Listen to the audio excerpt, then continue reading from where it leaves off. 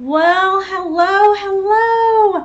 How are y'all today? I am like beyond excited to be sharing this self-coaching with y'all. So, self-coaching is, just this fabulous doorway in multiple ways for you to kind of step into your own personal power, and it's something that I absolutely love. And so I am again just beyond excited, to be given just this really cool platform. It makes it so easy in today's day and age to share this kind of thing, and that's just so super cool. And just all day I've just had immense gratitude, just for the shifts that we've made, technologically and everything, just in advancements, just so that we can all connect. And it's just such a beautiful thing, to be able to connect to other people's voices and to be able to allow your voice and your gifts to be heard. And so I just kind of want to start out and say thank you for everybody for joining today. So we're not going to dilly-dally much in the beginning, because I know a lot of times people just sit and talk, but we're going to kind of jump right in to today's really fun workshop. If you have questions while I kind of get going, I'll stop periodically, and kind of answer questions, all at one time. And then depending on how long I go, because I tend to really deliver, even on my workshops, they're live and done on public platforms. And so if we need to take a break, just type in there like, hey, I need to take a break, but I'll try to stop every so often and give everybody a chance to run to the restroom or get water or whatever. So with that said, if nobody has questions jumping into it, we are going to get started. So welcome to the Self-Coaching for Clarity and Action workshop. We are now officially in the program and getting started. And again, I'm so happy that you're here. A little bit about me, for those of you who don't know who I am. I have over 15 years in this industry, in the alternative health and holistic healing industry. Over 10 of those years have been spent in clinical practice, but none of that experience and none of my certifications and everything are why I'm actually leading in this workshop and sharing this information with you today. The reason I'm sharing this is because it was so powerful in my own life. My own road to healing was quite long, and we don't ever really finish growing and striving and expanding and cultivating new character states and new levels of vibrancy and deeper places of growth and connection to ourselves. So that part of the journey never stops. But the self-coaching was quite, now I didn't have that term back then, but it was quite the turning point when I really started taking responsibility for what I thought, taking responsibility and really being very intentional about the decisions I made. And I noticed back then that I just didn't have a lot of clarity. I personally didn't really know myself and had really no connection, much to really speak of at all. And so self-coaching was kind of something I just developed on my own and over the years. And those of you who know me know I'm all about always stacking modalities anytime that I can. And so I always have, kind of combined things I found powerful. And so what I'm sharing with you today is my own program, the things that worked for me. And this is kind of on the beginning level too, so I want to kind of share with you the base, and then I'll have a series that'll spin off of this. It'll share deeper and ways that you can play with different elements and energies that make it really fun. But today we're kind of going to go through the base. And like I said, this is something I developed myself, so I'm really happy to share it with you. And it just was powerful and life-changing for me. I know it will be for you too. So going through today's workshop, I have 3 objectives that I am shooting for, that when we hit the last lesson of the day, I want to have accomplished these 3 things. And the first thing is I want to add a new tool to your self-healer's toolbox. And I believe that everybody should have their own metaphorical and literal, self-healing toolbox, that anytime they're going through anything in life, not just physically, like when you have a cold or when your digestion isn't, where you want it to be, but also emotionally and mentally and energetically and spiritually, that you need to have a toolbox so you can just pull those tools out and know that you have something that you can use for your own healing, for healing for others. That I want to today put one or two tools in your toolbox, so that you can either begin building that by getting in your mind, like, okay, when I trigger, this is what I do. When I don't have clarity, this is what I do. When I'm sick, this is what I do. When I have pain, this is what I do. So we want to put a new tool in that self-healer's toolbox for you today. Also, number 2 reason is stuckness. Whenever you feel like your life gets stuck, a lot of really low vibrational emotions really kind of start bombarding you and really are attracted to that type of energy. And you can have everything from loneliness to depression, very lack of motivation, increased lack of clarity, and you just kind of get stuck in this cycle of not knowing you're not living your purpose, and having the frustration and then losing even confidence in yourself with that. And so it's just this cycle of breaking that. And so I want to also give you the tools that for the rest of your life, if you apply these self-coaching foundation pieces, that you will always be able to get yourself out of feeling stuck. You never actually are stuck. It's a perception that you have at any given time, but just even having that perception that you're not moving ahead like you want, or that your life isn't going in the direction that you want, just that struggle is really, really tough. And so when we're done, if you choose, to actually apply this into your life, you should have another tool that for the rest of your walk, you should be able to at least have something to pull out when you're experiencing stuckness, or especially due to lack of clarity or lack of action.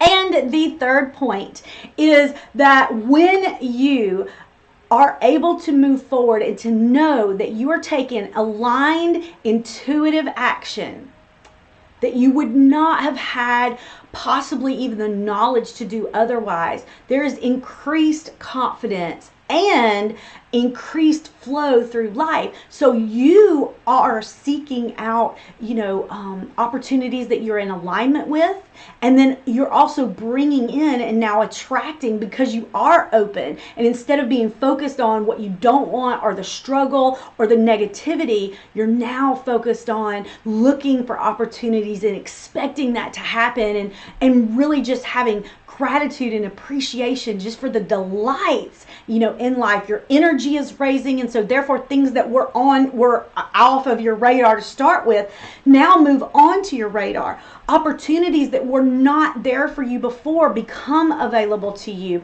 So when you start moving forward, when you start making choices, when you start making decisions, when you start gaining clarity, every single time you go forward a little bit, you gain confidence and you step further into that river, into that flow. And so therefore the rest of your life tends to follow just the same. And so it's just a beautiful process that I absolutely love. And so I definitely want to hear about it when you experience the cumulative benefits of that as well. So today's workshop, we are covering a specific agenda. We're going to move through it fairly quickly, but I am going to spend time where I need to feel like that I'm giving you exactly the tools that you need to be successful and to step into power with this experience. So coaching.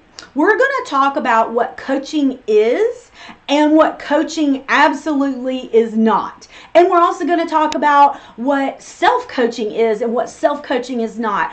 Successful preparation. How do you successfully prepare for going into self-coaching. When you are in life and you come up against something that you do not know, which way to move or what kind of action to take, and you're just not clear, you're going to know that what the whole point is, of engaging into self-coaching. And eventually it just becomes something that's second thought. It's second nature. You'll just move through the steps, the ones that I teach you and probably ones that you develop on your own as well. You'll just move through them, just almost in the subconscious. We're going to go over pitfalls that you could likely, almost across the board people run into. So we're going to cover those just so you step out being successful.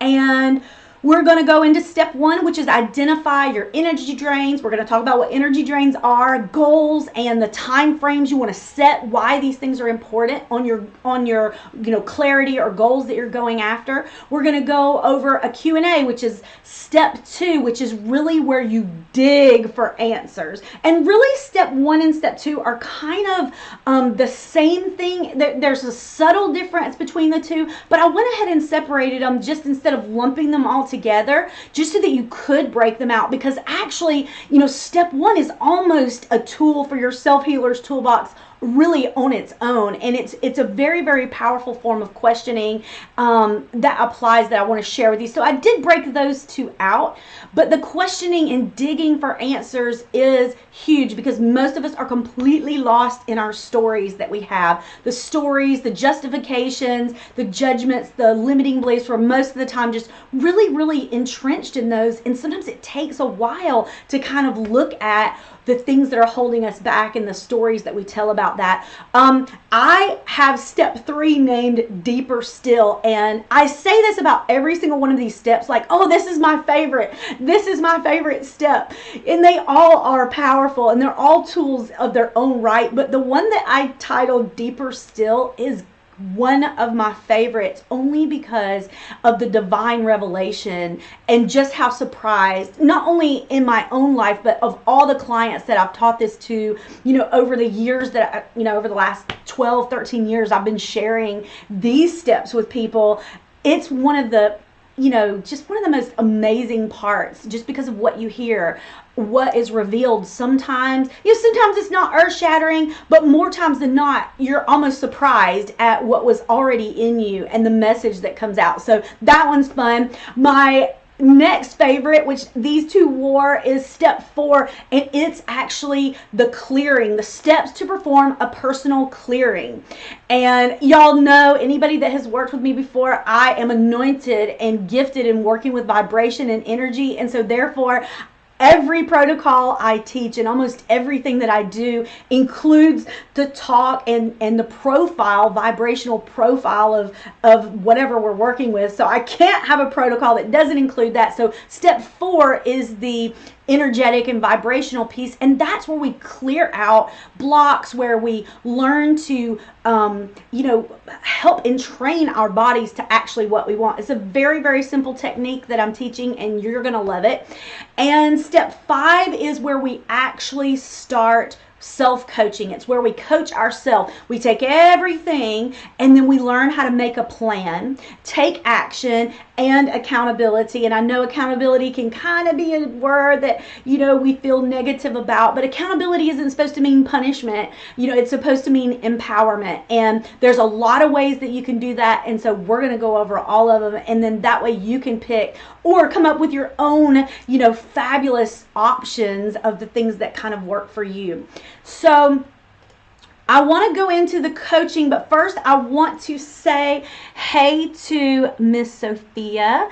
I'm so glad you're here. What a beautiful friend and beautiful soul you are. And Marissa, oh my gosh, the work that girl has done over the last couple years has been astounding. She is definitely one to watch for personal growth. And Miss Deborah, oh, I have missed you too, and you are absolutely welcome. My goal is to kind of start sharing these every week, but it's always my delight. I have, kind of been in the brick and mortar for the last 10 years, and so I'm now kind of trying to really turn everything that I put out, into onto the internet, just so that it's available to everyone. So I hope that you will see these a whole lot more. But just thank you for your support. Y'all are all just beautiful, beautiful ladies, and I'm so glad that we're going through this together. So let's jump into what is coaching. Now, this is not talking about self-coaching. We're going to talk about coaching, because you need to understand what coaching is to be able to then connect to what self-coaching is. So let's just talk about coaching first. So what coaching is. Coaching, if you go and hire a coach, a life coach, an alignment coach, there's a whole bunch of different coaches that are out there, or types of coaches right now, hundreds of different types. Hey, Miss Martha. And so coaching is hugely, kind of like the in thing right now, for sure. Coaches help a client go forward and achieve their goals. That's their number one job. Whenever you hire a coach, you give them a goal that you have, or a target that you want to meet, or an objective that you want to absorb, or an energy that you want to entrain to. You are hiring them, or you are, coming under their teaching for the purpose of them being able to take you from where you are now to where you want to be. So that's number one, is you need to realize self-coaching is also going to mean you taking yourself from where you start now to where you want to be. That you cannot lose sight of that. And so when you're going in self-coaching, you almost have to step into a different realm at times and learn how to balance both, where you become your coach as well as the person being coached. It's a really, really cool dynamic, and you get to learn so much about yourself that way. So coaches that you would hire also use an outside perspective, this dynamic view, to give you sometimes new insight, or they've been through things on their own. They already have experience themselves or with clients. I hope you're hiring coaches who have already gone through whatever it is, personally, and not just read in a book, whatever it is that you're wanting them to teach you. That is definitely the way to find somebody that you could actually entrain to their energy. And I'll give you like a little tip right now, because this is out there in the healer and in the coaching realm. And what you'll find is that you'll attach or, come under the teaching of someone who basically, went through some healing themselves, read some books, or had some experiences. And it's a beautiful thing to step out, absolutely, and share, all of your experiences and everything you learn. But what happens is, they're at 1%, they're at preschool level in their journey, and positioning themselves as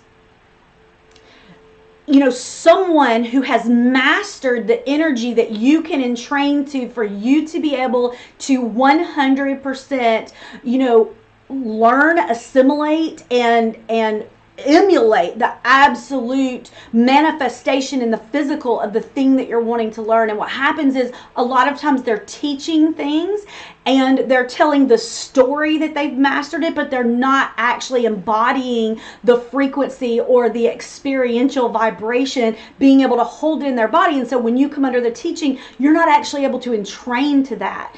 And so people get kind of lackluster results sometimes, or get frustrated, or think it's their own growth, but it's not. It's just that it's beautiful exchange of energy, beautiful exchange of time, but there's really not a lot for you to kind of grab onto and learn through the energetic entrainment. And what we need is more people learning how to actually match their energy, which is beyond a lot of what you hear taught right now, the true frequency with what they're teaching. People would get it so much faster and just so much more, in such a deeper way, that's just processed at a core place. So, hey, Miss Tina, love you. I'm so glad you're here. So you're also learning, you're using your gifts to discern divine alignment when you're coaching. And if you were actually coaching someone else, you would be listening to what divine word, you would be looking for that supernatural word, that discernment, that would be given. And so you're going to also operate from that perspective when you're coaching yourself. Because remember, both sides of what you're seeing on the screen, side one of what coaching is and side two of what coaching is not, they both apply to you and to if you were just a coach or if you're hiring a coach. So you're both sides. You're going to have to embody both sides when you're self-coaching, which is a really, really cool place to be. But let's talk about what coaching is not real quick. Coaching is not, when you hire a coach, you don't ever want to get a coach or come under a coach who is molding you into the image they think that you should be. You want to come into a coach that's fluid and flexible enough that can really connect to the higher self and help you to really reflect that in a deeper way, in the way that you're journeying, in the way that you're walking this life out in these physical bodies. And that's with any coach you hire. And so the other side is within you. As you become your own self-coach, what you have to be careful for is that you're trained, you're conditioned, you have this blueprint that was given either through society, through your family, through your friends, through caregivers, through your own experiential knowledge, through self-preservation, self-survival techniques. There are all these ways and reasons that you have an image of who you are supposed to be. And very, very rarely is that actually accurate. Most of the time, it's a story. It's in order for you to be accepted, or there's a story that you have of why that is, needed, why it's just life or death if somebody sees you in any other capacity. And so coaching and self-coaching, when you're coaching yourself, it is never, ever that you are trying to mold and force yourself into an image that you were conditioned to believe that you are. And so when you hire a coach, they shouldn't do that to you. And that's going to be the challenges that we're going to talk about in self-questioning, of why you have to kind of be careful and why you have to dig, because those stories, you have spent a lifetime, and y'all are geniuses. Y'all are just such amazing, bright beings. We're geniuses at crafting these self-preservations and self-survival techniques, into our stories. But as we get older, we recognize and realize that it either disconnects us from ourselves, disconnects us from parts of ourselves, helps us not be emotionally accessible to others, and it just really doesn't serve us well. And so it will serve you well, though, to go and to learn to dig and to really begin to question all of those places that you have stories in place, and you don't know them until you start digging. And coaches never, and we never do a self-coaching session where all we do is identify and complain about problems without identifying a pathway out. Period. It is not done. That is not coaching. If all you do, or all they do for you, is identify a problem and don't give you a pathway out. And so when you're self-coaching, it's not about sitting there and running a looping story over and over and over again and just going deeper into how bad it is. It is about you moving from point A to point B. It is about getting clarity from where you are now, to complete revelation, or from the goal you have set from wherever you are now, to the success and to the reaching of that goal.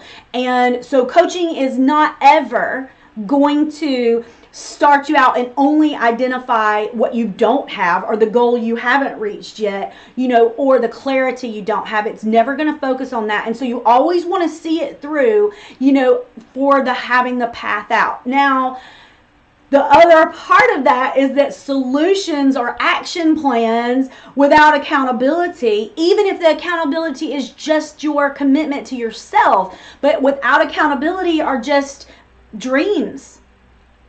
You have to walk it out. More people die. They go through this whole life dying, never, ever, ever touching their soul purpose, because they don't actually walk out their plans. They don't commit. They don't press in. And we want that for you. We want it so that you have the power and the tools, just like we talked about a little bit ago, in your self-healer's toolbox, in your own way that you serve yourself, so that when you can identify, oh, I'm here again with my life, we want you to say, oh, that's cool. I've got this tool and it's self-coaching tool, and I'm going to whip that out and I will be good in no time. No problem. And so that's what we're doing. So remember, you're on both sides of this. You are the coach in what is a coach, and you are the coach in what is not a coach. And so you want to do the best you can for yourself and by yourself. You are worth it. You are worth it. And I want to see that. And I want my children to live in a world that you have attained that. And I want their children to live in a world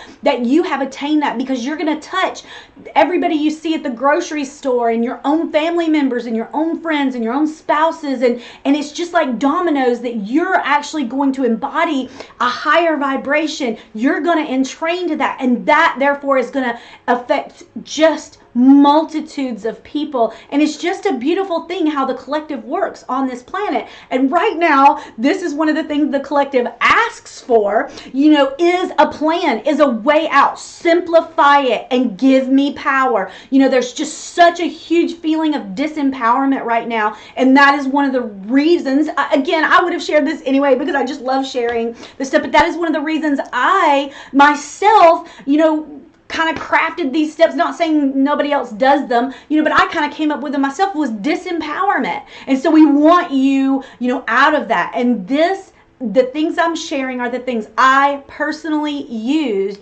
many, many years ago, starting 20 years ago on my own journey of getting myself out of massive suffering and disconnection and pain and sickness.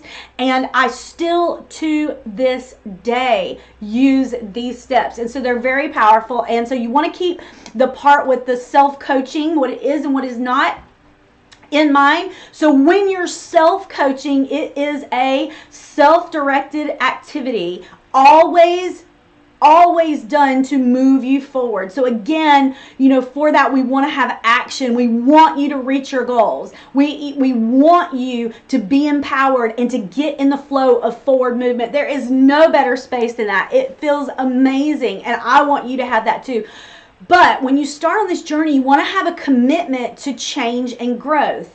But I kind of want to say something here. So a lot of times people will start this journey, and I know, we have said, oh, I'm going to do this. I'm going to start doing that. I'm going to do this more. I'm going to do this less. I'm going to start doing that. All kind of self-improvement habits. And we all have said, oh, I'm going to tomorrow or Monday, I'm going to start this. And you might not do it at all. You might do it for a week. You might do it for a month. You might do it for a couple of years, whatever. But we've all had a time where we committed to something and, either just didn't have the staying power, lost, interest, or truly it was just way too much pressure, that we had the tools and the grounding to be able to process at that moment. And so what I want to say is, if you go into the process of starting your own personal growth and your own self-coaching and diving deep and we're actually going to talk about this as we go forward, just be gentle with yourself. Is that understand, just because you have a commitment to change and grow and you fall off the wagon one time, it doesn't mean that you're done or that you failed or that you are horrible at accountability. It's just like if you're driving down the road and your car, one of the wheels runs off the side of the road, what do? You just correct, and then you start going down the lane. So it's the same thing. When you start these processes and you make commitments for accountability, ways and commitments of action plans, and they don't come about, don't start labeling and judging yourself. Just gently pull your car back on the road. We don't have to have a drama about it. We don't have to have a story about it. We don't have to have anything. We just want to keep going and loving ourselves. And through that action just alone, you're cultivating, self-love and personal connection. And you're just going through life literally with just a beautiful energy of continuing to go forward. You don't have to do it perfectly every time. I know accountability is something I struggle with a lot, and we're going to talk about it when we get there. So I kind of wanted to say, be nice to yourself, be loving to yourself and kind to yourself. And that's really what we were cultivating here. Melissa, I'm so glad you joined us. Melissa, y'all, if y'all can see her name on there, Melissa Hall, she is amazing. She and I have done some practitioner training together, and I hope to actually do some videos with her in the future. And so if y'all want to click on her and follow her, all of the stuff she does is just fabulous. And she has some of the same interest and love for bioenergetics and energy medicine as I do. So I'm glad you're here, Melissa. And so with self-coaching, mindset, and limiting belief shifting, 100% all the way, you wouldn't be here unless you needed mindset and limiting belief shifting. So, and know that that is never done. Soon as you tell me that you've mastered it and that you're done, you could sit with me for 15 minutes and I can identify at least 10 ways that you're not done. It is never done. You are always going, but it can be the most delightful journey, when you start just having joy at discovering, just how complex and just how really neat we are as we're put together, and just all of the different cool things about us. So clear goal setting, we are going to learn that. I mean, you better believe if you don't come away with anything else, the stuff I'm going to give you on clear goal setting is going to put you there. Self-discovered solutions to your problems. Do you know how powerful that is to self-discover solutions? We're so used to going outside of ourselves or just feeling helpless, not really taking an active role, just like, well, I don't know what the solution is. I don't know what to do. And so we just kind of don't do anything until life moves us one way or another and we're kind of forced to do something, but the main thing is that we put it off on other people. And I'm not saying that at times it's not powerful and even necessary to bring other people in, but you also want to balance that with you being in touch and having the power to, press into yourself and to know exactly what we're striving for, which is aligned intuitive action. And that was my next point, aligned intuitive action. That's funny. We want aligned intuitive action. We do not want random, crazy, that's blown with your emotions, just like the wind. You feel strong one day, so you take this action. You're starting to have doubt the other day, so you switch directions real quick. You set down a path and now you don't know what to do. And now what's happened is you've lost all faith in yourself of making decisions, so you kind of get paralyzed, and so we don't want that. And so we want, aligned intuitive action that you do take and you want to pay attention to how things are going and how they're looking, but they're not these knee-jerk reactions that we tend to have, that ends up doing a lot more damage even to our energetic experience, than anything else. And that's what we're talking about, behavior modification. With this, it is guaranteed not only that you're going to have mindset shifts, but you're going to go through behavior modifications. It's going to be necessary.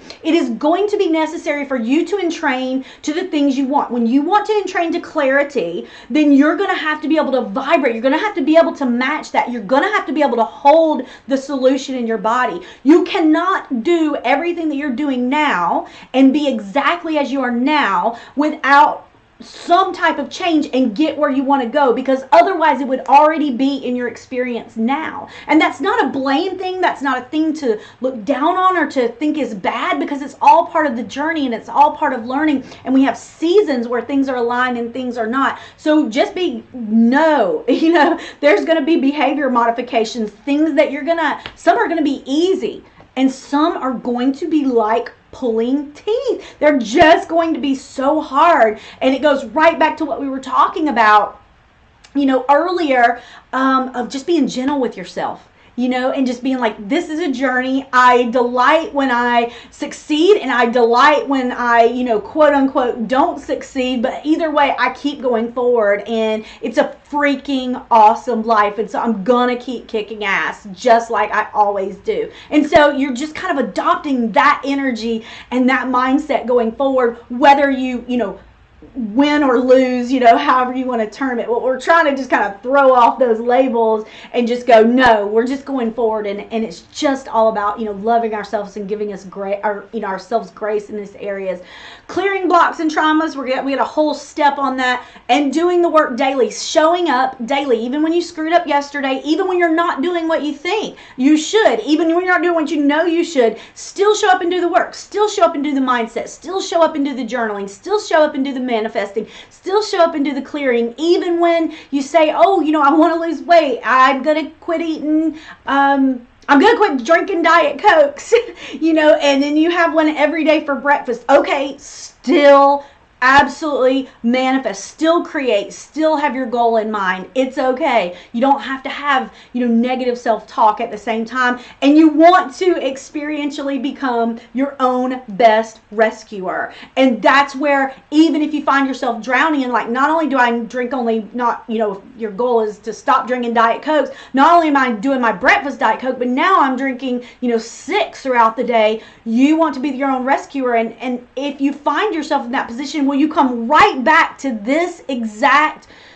tool in your toolbox and go, okay, so what do I need to do? Why am I doing this? And you're going to look deeper at some of the causes, the reasons, and what you can do to empower yourself to step through that. So I don't know how many of you saw this before the live stream started, but I have some worksheets that I did. So one of them is just the slides. So if somebody wanted, like, for paper, if you wanted to print them out, there's like notes section, but you can see all these slides. So everything I'm fixing that's about to start is also printed on the slide. So if you want it in printed form, or just so that you can look at it on your computer, you can download that on my website. It's under the courses. I think it says Play Shops on this tab, but it's LoriGoodwin.com/courses. So you'll see that. And then there's also, we're fixing to go into this. This is the self-questioning prompts. And so it's a whole thing of questions for deeper diving. And we're going to talk about both of those. But if you happen to be sitting at the computer, you could click it out. I did put those up and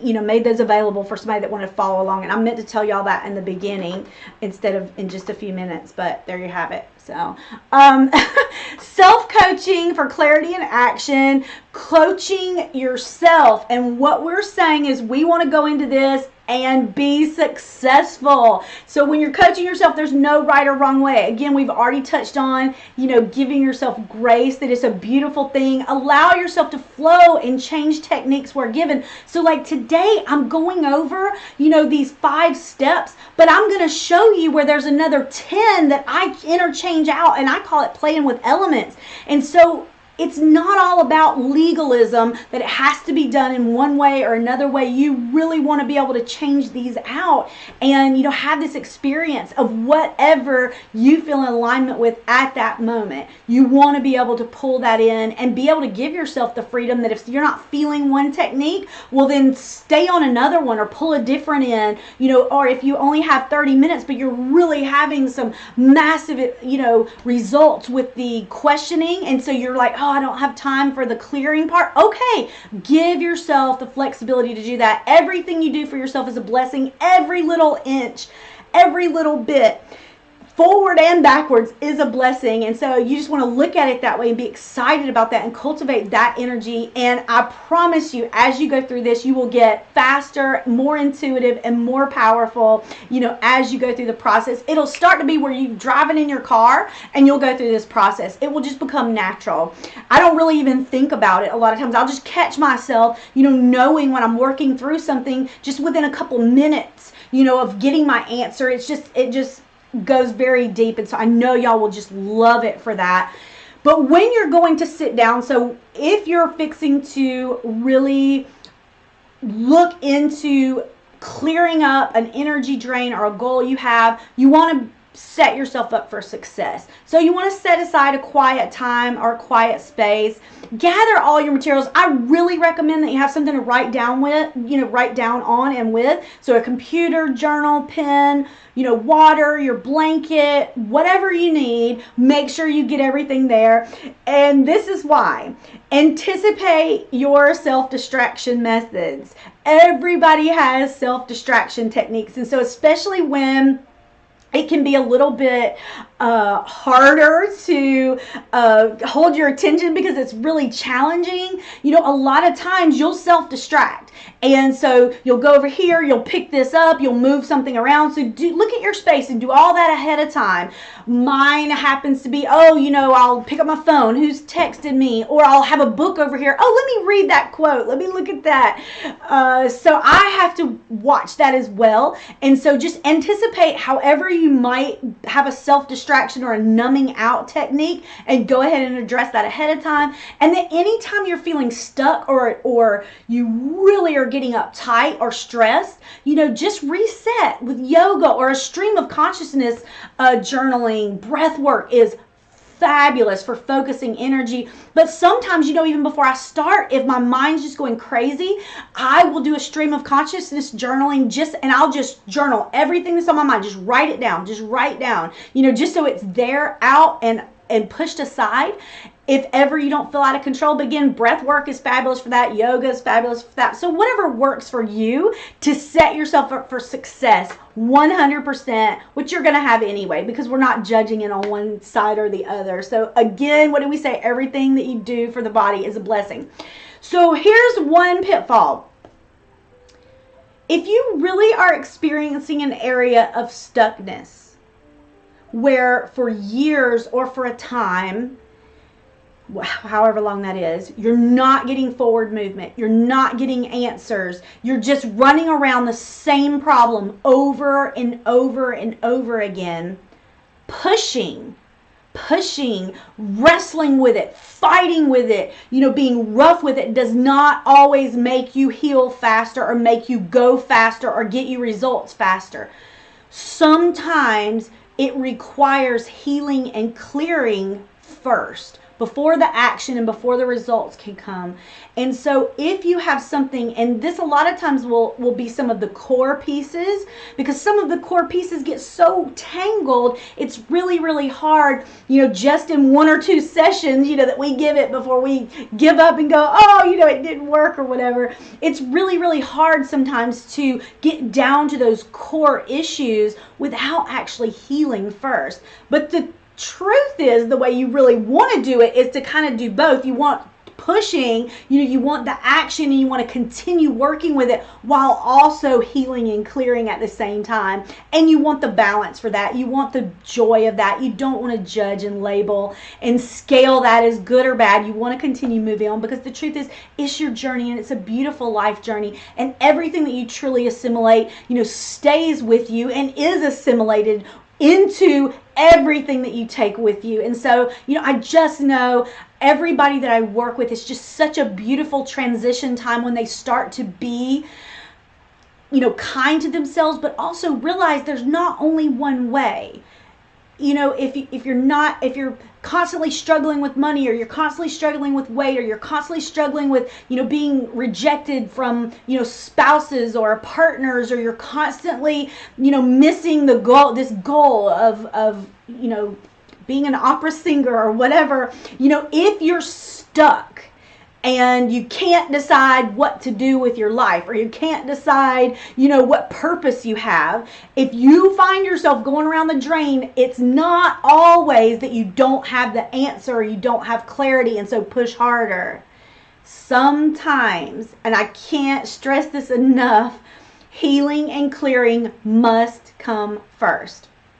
So keep that in mind, because it'll take a whole lot off of you when you're not having to really, judge yourself when you feel like something's not going.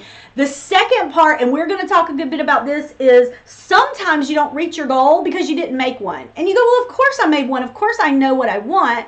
But when you're coaching, when you're helping a client, if somebody hires you to coach them, they have a point A, where they start now, and then they have a point B. and they say, this is where I want to go and this is where I want to be. And so you think sometimes that's a clear destination.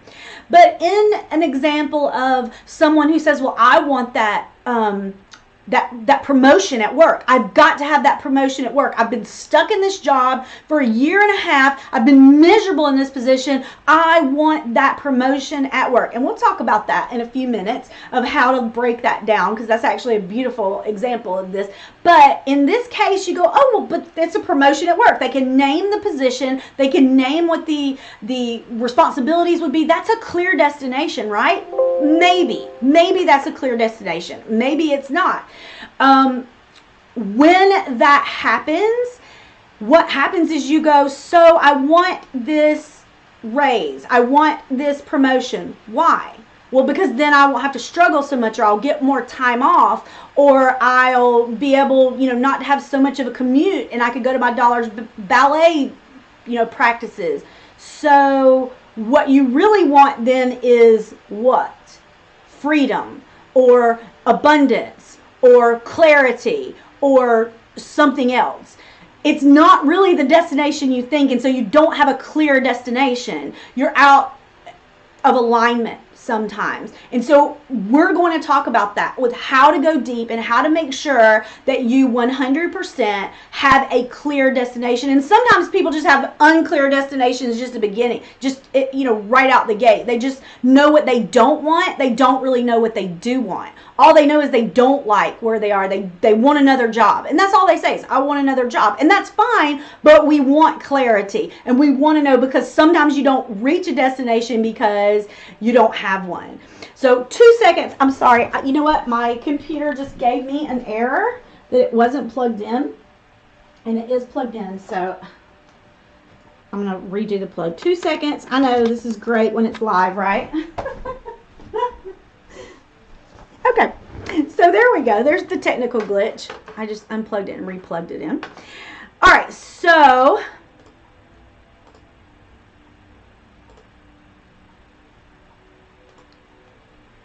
let's get right into it.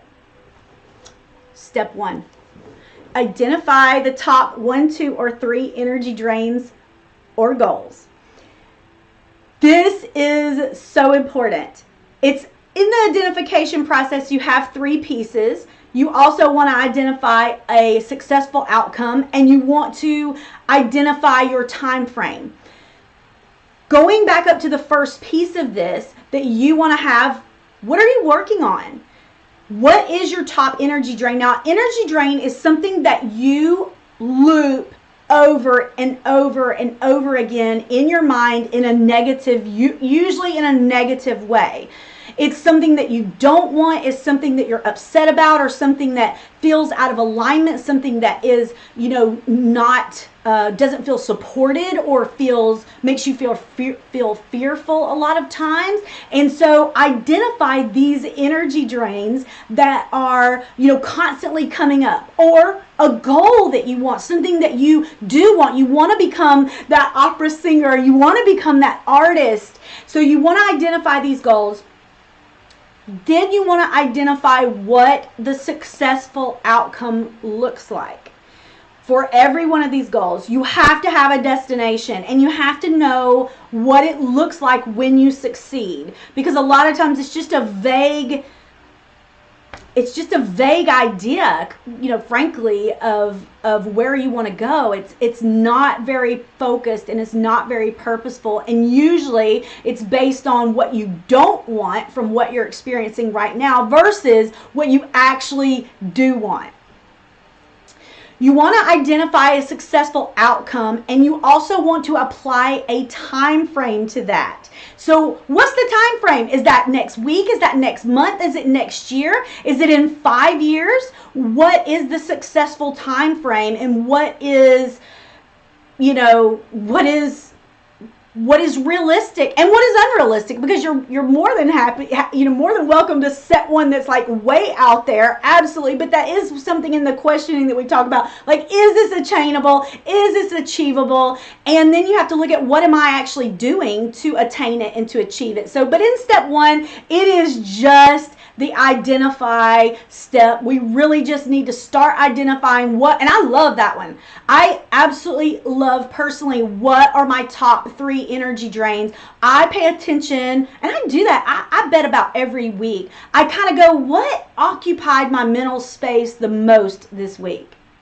And if it was not of my choosing, if it was not that I chose to talk about something, it was something that just kind of came up, like, oh, something with one of my kids, or something with work, or something, legally, or something with a project happening, something with my husband, something with a friend, something that loops consistently, that's just coming up, I then will take it. I will actually work on that, set goals around it. I actually really try to identify energy drains and not allow them time and space in my body. So that is a practice that I have as a self-discipline pretty consistently. So you want to identify those pieces of what you actually want to work on, and then you really want to look at what the questioning sequence is, that coming from a negative standpoint, because a lot of times that's where people are coming to is from a negative of what they don't want. And so I wanted to kind of include this, instead of looking at everything as, it's from a positive perspective, like, oh, I just have this sunshiny goal. Well, not always. Sometimes it's a pain point. And so if you take this particular questioning sequence, it's very powerful. If you say, okay, so what is the problem or issue that you want to go away? Especially if you don't know exactly what you want, this is a really good one. What do you want to disappear? What do you want to release from your life? What do you want to go away? And then you go, so what is the opposite of that? Meaning that's going to be what you actually want. But then you want to look at it, you go, so how are you going to feel when you get it? So what's the problem or issue you want to go away? Well, I don't want to be stuck in this position anymore. So what's the opposite of that? Meaning, what do you actually want? Well, I want the other job. I want the manager's job. I want the promotion job. Well, how will you feel when you get it? Well, I'll feel relieved. I'll feel freedom. I'll feel freedom. I'll feel free that I can do so much more. So the last piece is, so what you're actually after is freedom. Not necessarily a raise or a promotion. It can be that, but it's not always that. And then if you're really good and you're really brave, you're going to keep asking why. You're going to say, okay, so I want freedom. Why? Because I feel trapped.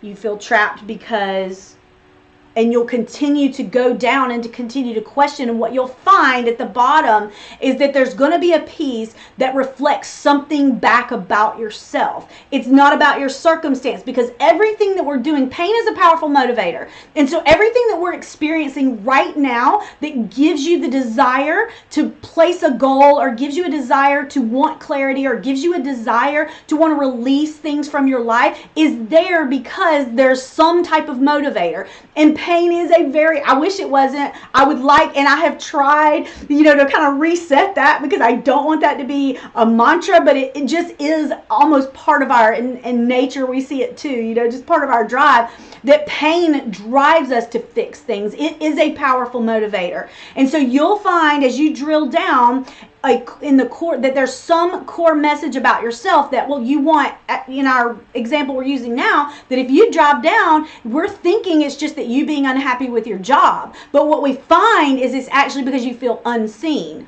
unappreciated, unloved, that you feel trapped, that you feel taken advantage of. And then if you're taken advantage of, then that means you're weak. There's always a deeper level, always. And a lot of times, even when you think you get down to the core, there's deeper levels. So you kind of take this succession of questions that I've kind of shared with you here, and you're going to walk through them, and you can continue to cycle through them over and over and over again until you actually get down to something that really speaks and points to your core and to a belief about yourself. And that's going to come up time after time after time. And that is something that, again, for my clients, that I can, even when you go, no, I'm at my core, it only takes me a couple minutes to dig down further. It's very few people that get far enough into the true issue and the true thing that's making them unhappy or giving them internal suffering or causing them pain, in this moment. And so we want that for you every time, all the time. We want to take that away from this workshop, with, again, we want to identify, and then we want to, as part of the identification process, start the questioning, kind of working through it for identifying. And this was where I was telling you earlier, where step 1 and step 2 kind of cross over, but I kind of separated them out because 1 really is about the identification, and then 2 really is almost like a self-interview of really discovering what and why and where the commitments are, and we're going to go over that and talk about that a little deeper, because you want to be able to have both. So, question and digging for answers. Q&A time, we come off the identification, and then we want to ask a series of questions. And what will usually happen is you'll come up with, a series of 5 or 10, 20 questions possibly, that you will ask yourself over and over again, that you find to be really powerful and really relevant. And sometimes it's because it's a weak point, in your own journey, your own accountability, your own taking action, or your own thoughts, maybe a negative story. And sometimes it's because it's just an area that you're needing to learn, or that you're needing to cultivate a little bit more. But most people will come up with, like I said, a series of questions that are kind of their own.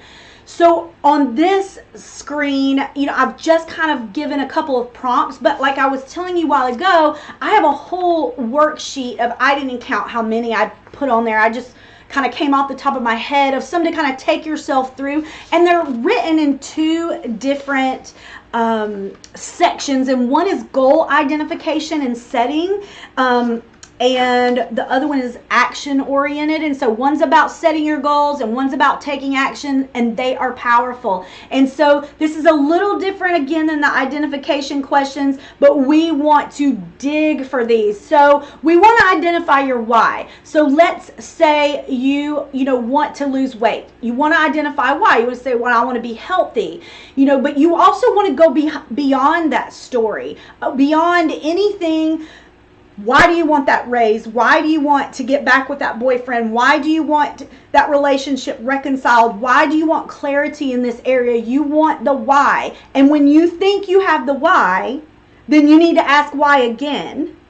And then you need to ask why again. And you want to keep digging and diving until you get again to the part that tells you why you're seeking this, the true pain point that's driving you to get this goal or to get this clarity. Because I'm telling you, and that's a harder piece, but everything will go down to something that actually says something on a core level about you, that is some kind of indication. And it's always a pain point, that you're weak, or that you are undisciplined, you're unacceptable, unworthy.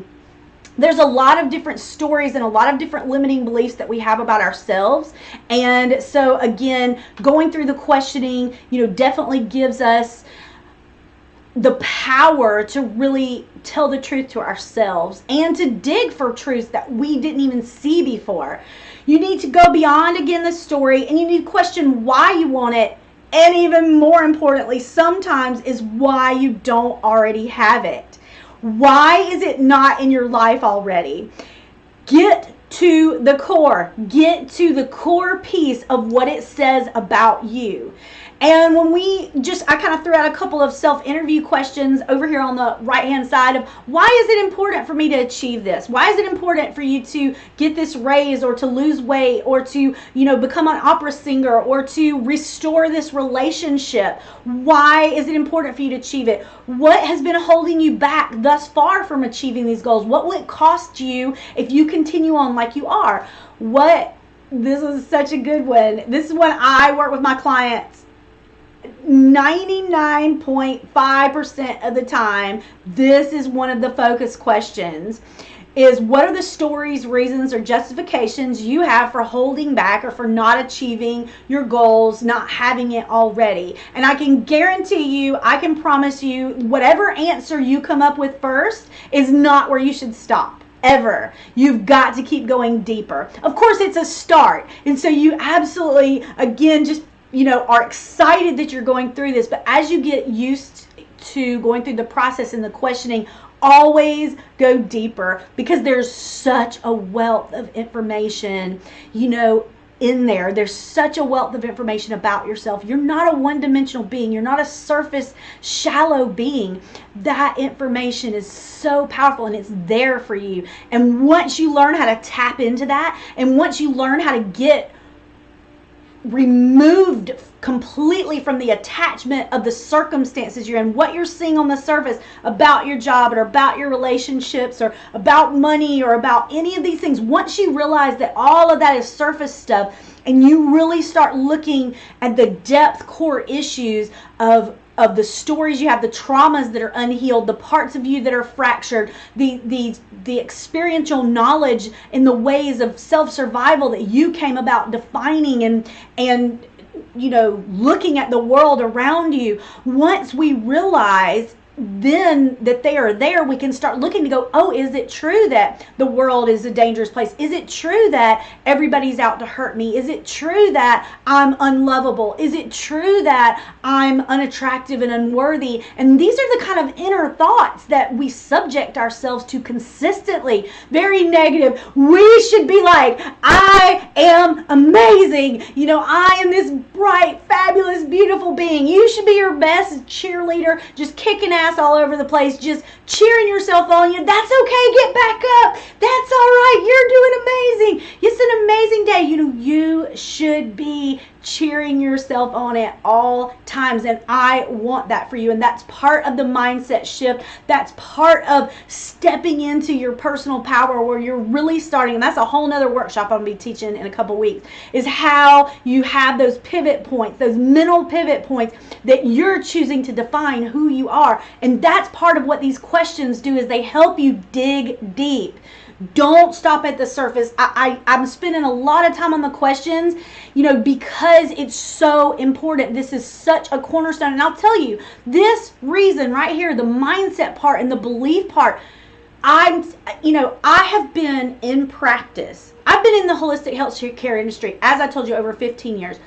In practice for over 10 years, seeing clients in a clinic or a professional office for over 10 years. And I promise you, I would bet 60 to 70% of what I work with and what my experience with deals with mindset and deals with the focus of the surface, not the core mining of being able to get those needs met. And it's something that you can sit with someone, you can hire, a healer, you can hire a psychic, you can hire, someone, a wise woman, you can hire someone with discernment, you can have someone speak into your life. But cultivating this power for yourself, you're never without it. You can connect to that part of you. You can recognize that part of you while you're walking down the street, while you're riding in your car, while you're doing anything. You're gonna know that you have everything that you need to live a life of power inside of you. You don't have to seek outside of you for those answers. And that's why, again, I know I'm focusing on the questions. I need to just do a whole thing on question, and I probably will. It's just so freaking important to be able to get past the fluff and to get past the circumstantial stuff that happens in our daily life. So as we're going into the questions and we're looking at that, any question that is answered saying because someone else did something, why don't you have that raise? Because my boss doesn't give me the time of day. Why don't you have that promotion that you want? Because so and so doesn't like me. Why haven't you gone back to school? Well, because my car isn't always working. Why haven't you lost weight? Well, because my family eats junk food. Anytime you have an answer to any question that is blamed or names anyone else, any other circumstance, no, that is never, ever the answer that you want to accept. You've always got to flip it around when you're doing self-questioning. This is like the golden rule that no answer is acceptable if it includes or blames or even focuses on or prioritizes anyone else or anything else outside of you, period. All answers have to come back to you. Why haven't you gone back to school? You said you want your degree. You want to do this. Well, because my car didn't run. Why haven't you lost weight? Because my family eats junk food. Again, putting blame somewhere else, that can be a true statement. Absolutely. Because I haven't taken the time to plan ahead, to prep ahead, because I haven't done the mindset work, because I haven't done this, because I haven't chosen to do that, because I really, haven't.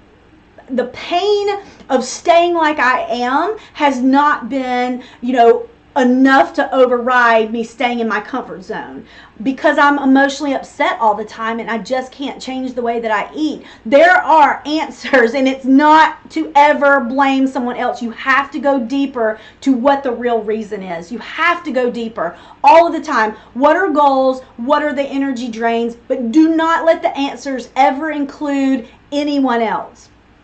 And so I feel some energetics just from the people that are on here right now of a little bit of pushback on that. So I'm happy to clarify, as we go, or and I'll record, but to answer later on that too, of why that is in the circumstance that you think you have that's a little bit different with that. So all emotion, what you need to know for the emotion even that you just felt. Any emotion, when you feel angry, when you feel upset, when you feel slighted, when you feel less than, when you feel not seen, you cannot have an emotion without having a thought first. Now think about that. Listen to what I'm saying. This is a cornerstone of my teaching. You cannot feel confused without having a thought or a judgment happen, a limiting belief active, even sometimes unconsciously, that labels or that discerns you as being confused. You cannot feel that. You cannot feel angry unless you have a thought, not because the driver just pulled out in front of you, but because there's lack, because he took my spot, because he disrespected me. There's some thought that happened. You cannot have an emotion without having a thought first. And so one of the challenges is going through the day is paying attention to every single emotion that crosses our paths. And a lot of us can have a lot of those emotions up and down all day. But if you start paying attention to the emotions that you have throughout the day, 100% of the time, there's no exception for this, you have to have a thought that precedes that emotion. And it is quite telling and revealing when you actually start paying attention to the thought that you had right before you had that emotion that crashed, right before you felt jealous, right before you felt angry, right before you rejected that person, right before you were crushed, right before you decided to take that knee-jerk reaction, you had a thought. Now that thought is usually attached to a belief.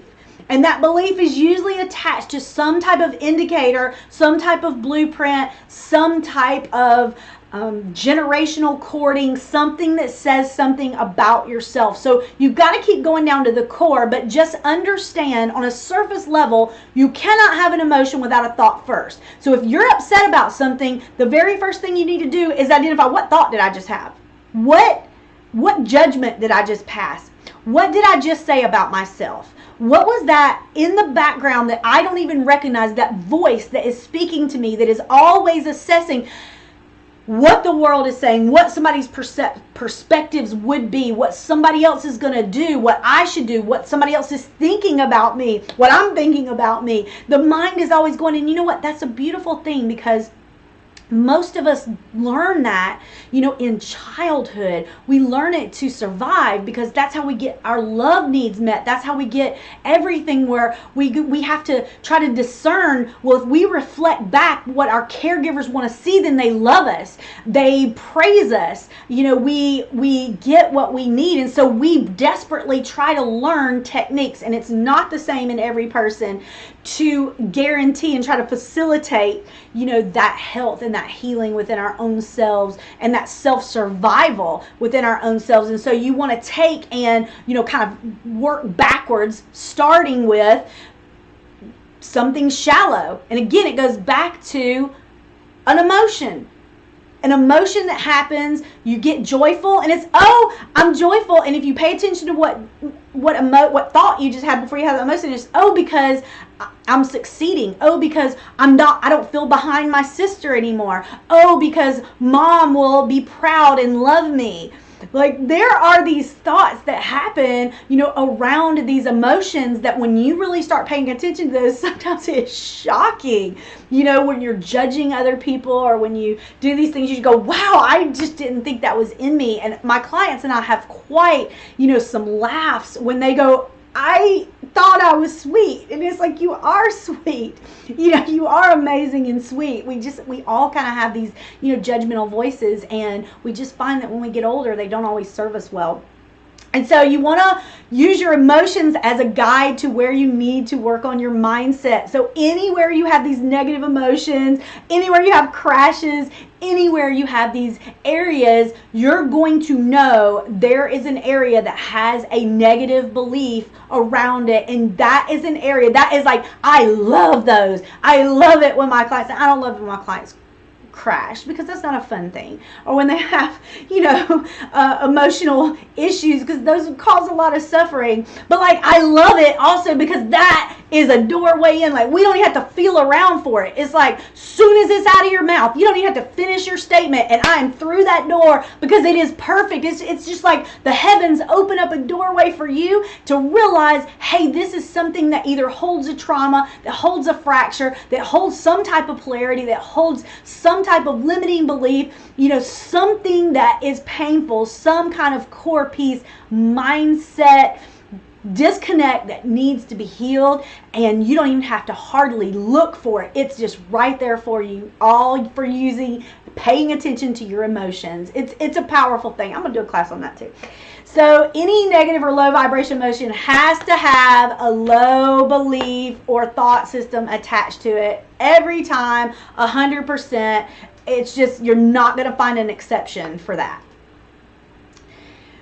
Now, moving on to step 3, I freaking love. Now, I told you it was like, I love all of them, because questioning is a cornerstone of my practice. So I could fairly say, I know Marissa will tell you, she and I do sessions all together, that questioning, that going deep, she will tell you that is something we work on all the time. And it is a beautiful thing.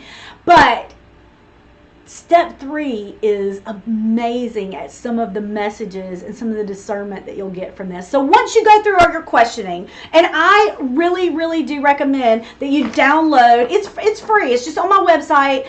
You don't have to sign up for anything. Just click through. It's just sitting there. It's just a worksheet. The questioning prompts, it's just under the courses. And use these questions to really, really help you to go further. So Q&A, use those for real. I'm serious. They'll help you starting out just exponentially. But after you've done that and you've gone through everything, going deeper still. This is so good. And you almost want to take a deep breath. You almost want to, after you've gone through all the questions, you'll see the prompts. They're deep. You almost want to get up and walk around the room. Do some breath work. You almost want to kind of disconnect for just a second. And then you want to start with the questioning. And the very first piece is, what are you going to start doing that you're not doing once this is cleared? Or once this is healed? Or once this clarity is attained? What are you going to start doing that you're not doing now? Now, sometimes there's knowledge for that. Sometimes it's absolutely a divine or an intuitive answer that comes in, and there's not a right or wrong, and sometimes it's not connected, or you think it's not connected to what you're doing at all. What I love in like our example of getting a promotion, where you say, oh, what am I going to start doing once I get this promotion? Well, I'm going to start going to my daughter's ballet. I'm going to start getting off work earlier. I'm going to start paying for a maid to give myself time. But you may find when it's like, okay, what am I going to start doing once this is cleared? And you might feel your spirit say, I'm going to start going for a bike ride in the mornings, or I'm going to start taking a candle each morning and setting 10 minutes aside for contemplation or prayer or meditation. You might get an answer that doesn't have anything to do with your raise, or so you think, but that goes right back to the beginning where I was telling you sometimes your destination or your goal isn't really your goal. So in this case, the deeper still would be, I am feeling something, the answer that's coming in is something totally opposite, so you're going to disconnect because you're thinking this is the part to get answers, this is the part to set an action plan. So what you're really wanting to hear is, well, I'm going to go talk to my boss's boss, I'm going to go get a new job. This is actually not at all necessarily about the goal. You're asking the question, what are you going to start doing that you're not doing now once this is cleared or attained? And a lot of times the answer is more spiritual based than it is based in the physical. Not always. A lot of times it is. And I will also say that sometimes you can move these steps around. As I told you, feel free to, be in the flow of what feels right for you. I've had 2 clients through the years that tell me this section they like to do last. So move it wherever it feels comfortable for you. Number 2 on the deeper still is, what will you stop doing once this is cleared or attained? What will you change? In the example of if somebody's going to lose weight, well, they would think, mentally that, oh, well, I should answer, well, I'm going to stop eating sweets at night. But if they actually sit and ask that question really pointed deep within their body, what am I going to stop doing once I lose this weight? And what they might hear, is they're going to stop criticizing, that they're going to stop judging their daughter, that they're going to stop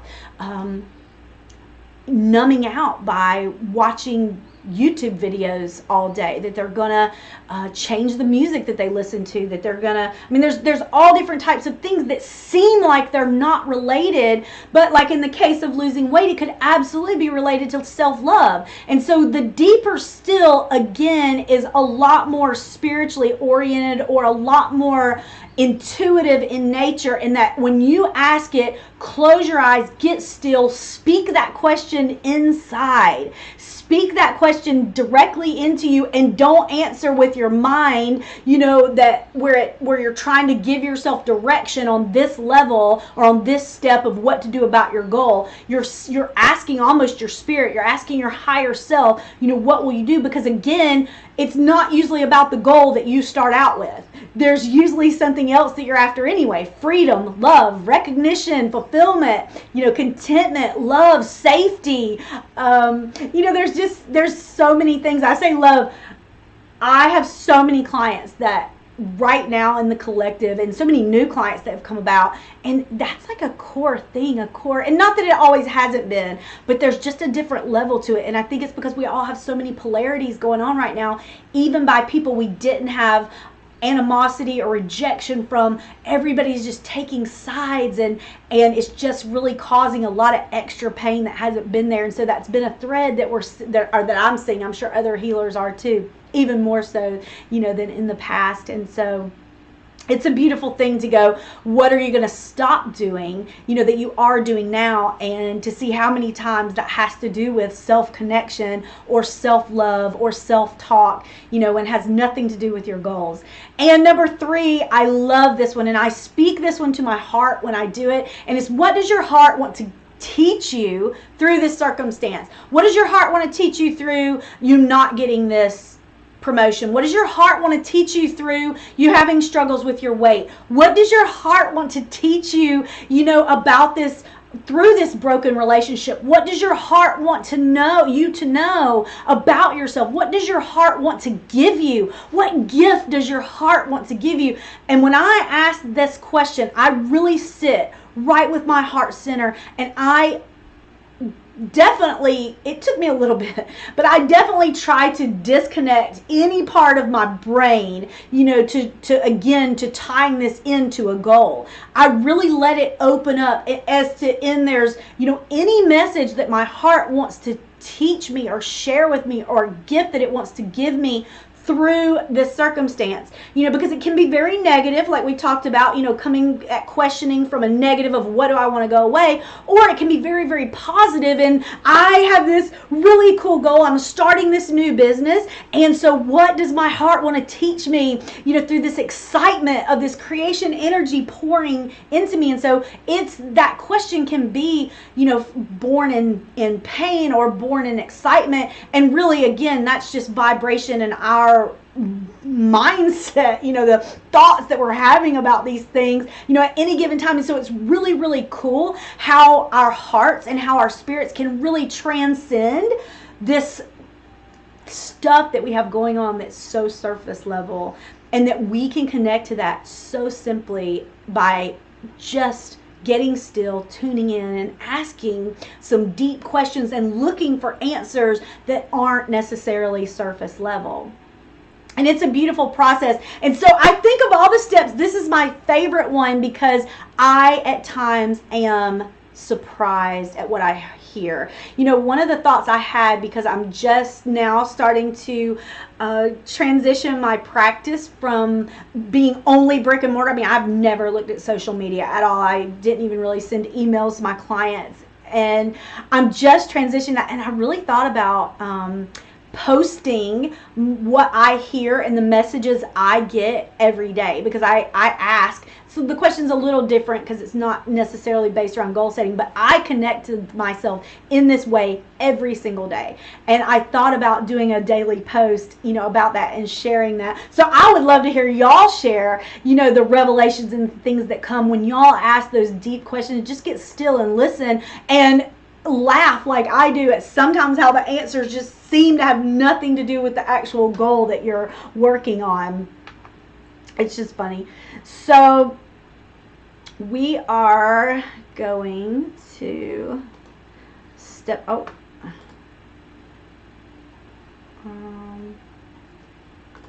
I'm sorry, y'all, we're having a little bit of here we go. I was going to say we got out of order in there.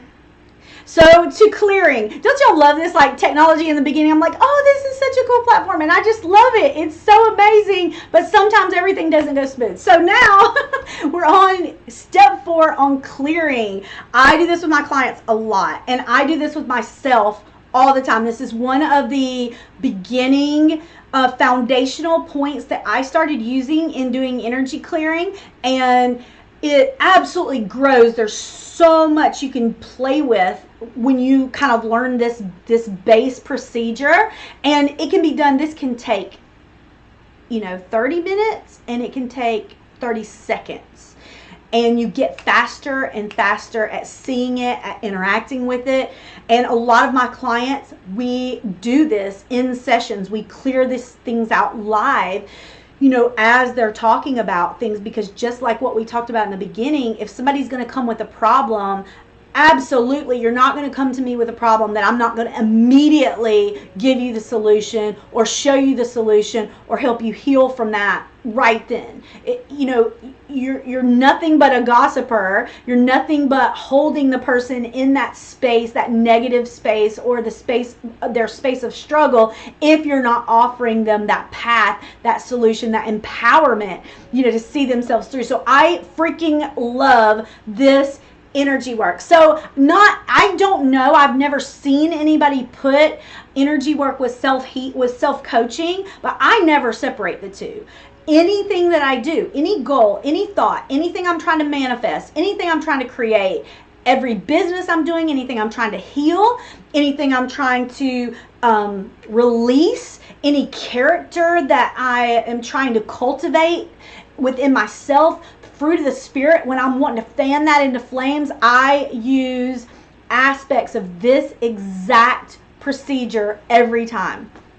So in the clearing procedure, it is we're going to press in and feel the emotion of the energy drain, the thing that's kind of looping through your mind, whatever that goal is you set in the beginning, or the clarity, the answer that you're wanting. All of these things are interchangeable, so some of them, again, you come out from a positive perspective, some of them negative. I usually try to come at it from both sides, from the negative of what it makes me feel and also the positive excitement of what I do want. So I usually try to cover both sides. But the very first thing is you want to press in and feel the emotion of this energy drain. And so if you say, oh, I want to lose weight, or whatever, we'll just use that one. I want to lose weight. That was my goal. I want to lose weight, which actually you should have gone deeper than that, but we're just going to sit right there. You want to feel that emotion, and you could say, okay, so I feel this emotion in my solar plexus. It just kind of sits. It gets tight. Whenever I think about losing weight, or I start thinking about the weight I've gained, because it's usually going to come from a negative perspective, my solar plexus get tight, or my chest, I get anxiety in my chest, or I get this pain in my head right here, or my shoulders get tight. Your body is going to hold cues for that. So you want to have the emotion, then pay attention to where the response is.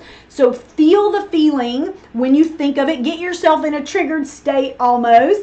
Think about the emotion and then locate it in the body. And that can be excitement as well. Again, most of the time it comes from what we want cleared, or what we, from a goal that we don't have, something we don't have, we set what we do have.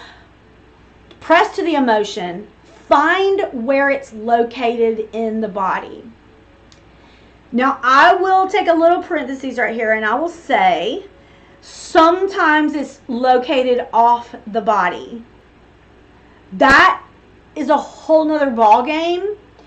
But even when it's located off the body, it's still going to have connection, because you are in a physical body. So you cannot fully disconnect from the physical body. And I already am writing an advanced course. I don't know if I'm going to film it or if I'm just going to release it in book form, that's going to talk about how to find things that are attached to you or affecting you, or goals that you have that are off the body. But any goal, even the goal of I want to be an opera singer, you want to find the emotion of I want to be an opera singer. I want to be an opera singer. I feel it right here in my chest, and it kind of gets tight when it's located right here in my chest. So you want to feel the emotion of wanting to be an opera singer. Where is it located? Good things and bad things. Your body is going to hold memory of that vibration somewhere in the body. It is going to be held. You are 100% of the time always going to find a connection. Now, you want to sit and give that some time. In the instance that you cannot locate where it is, you just cannot, you're just like, I don't know.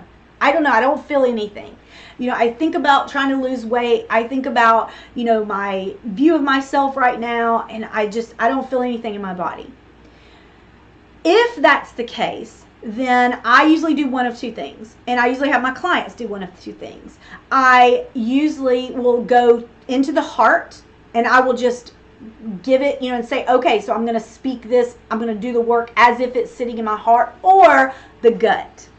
Now, I'll tell you 90% of the time, especially if it's something negative or lower vibration, you're going to have that connection that will, if you can't discern where it is, you're going to be almost right on with the gut. And so if you're not sure, you can do both. But you want to give it, where it's, find where it's located in the body, or give it a location if you cannot discern that. And then you want to give it a visual form. So let's say you say, well, my goal is to get this promotion at work. And as we said, that really isn't your goal, but for this example, it's your goal. So you're going to get this promotion in work, and when you think about getting this promotion, it just makes your stomach knot up. Well, 100% of the time, you need to know from everything we've talked about that that's going to be because you're having a negative thought, that's going to say something about yourself. It's going to say something about your worth. It's going to say something about you, how you define yourself in relation to the world.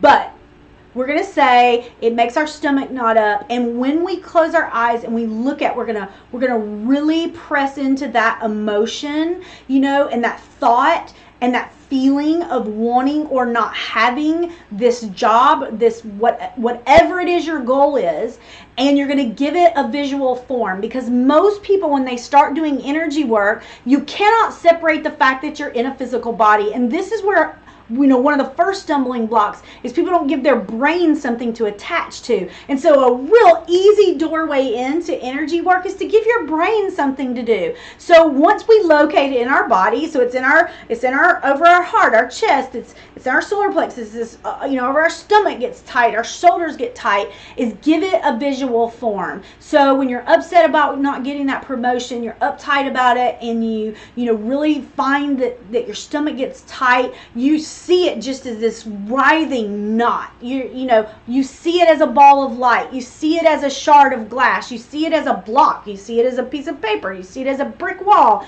You see it as a wall of light. You see it as an entity. You see it, however, give your brain something to attach to so that you can do the work in the field and in the energetic, and you can also pull it through to the physical, because that is the number one place and the number one reason why people only get very, very little and very few results with energy work is because they cannot bring what they're doing up in the woo-woo doing esoteric work down to the physical body. You might be storing up riches, in someplace else, but you're not having the experience here. And when you're doing energy work, you are a vibrational being. This is your birthright. And so do what I'm saying. Start out giving your brain something to attach to so that you can actually straddle both worlds, so that you can actually work, with the hologram, in the matrix, energy fields. There's a million terms for it, but then you can actually work with the vibration and pull it through to the physical body. So give it a visual form. So in this, we're saying, I have this knot in my stomach every time I think about this, job promotion, and I'm going to visualize it as this dark, heavy knot. And so then you want to look at, what do I need to do to bring that to a zero? Do you need to you want to get to where you just command it. But for this, we're not going to overthink that. What needs to happen to bring it to a zero? What needs to happen for you to have that knot go away? Do you need to reach in and pull that knot out? Does the knot burn up? Does it just disintegrate? Does it pixelate? Does it run out of the body like water? Does it, does somebody else walk up? But you don't want to do that too much. You don't want to bring in other entities or anyone else into your self-healing at this level. You really just want to be able to go through it, feel the emotion, say where it's located in the body, give it a visual form, and move the energy. That's really all we're doing, and then replace the energy. That's it. It's a very, very quick process. So if you can help not bring in another entity, you're going to be better off. But sometimes that's just going to be what you see, and that's just going to be what happens. And so I don't ever want anybody to panic or freak out, or think it's a bad thing. So bring whatever it is to a zero. If you feel like it's a shard of glass in your shoulder, and you feel like you need to take it out, then see yourself, as you're kind of looking at your energy body, seeing your body in your mind's eye, seeing that knot, seeing that shard, seeing that heavy weight on your shoulders, seeing that heavy black cloud in front of you, whatever you're visualizing, what needs to happen for you to bring it to a zero, and then do that. Now that process can last anywhere from literally a half a second to 20 minutes, because sometimes you start the process of, okay, well, I'm just going to burn up that knot that's in my stomach, and you start at one end burning up the knot, and then it just stops. And so then maybe you'll start at the other end burning up the knot. Sometimes then the knot won't burn anymore. So you imagine in your mind's eye walking around the knot. Okay, so have a different approach. What needs to happen? So you put water on it. You burn it up with holy light. You're not in the physical, you're in your mind. So don't overthink it. It doesn't have the same rules. There's nothing to fear. You can't get it wrong. All you're doing is releasing energy. Don't try to interpret. Don't try to self-diagnose. None of that. Literally, all you're doing is moving energy and giving your brain something to attach to so that it can 100%, help you straddle from being in the physical and moving energy, in the field or just, in the hologram, and however you're working with it. You don't have to define it.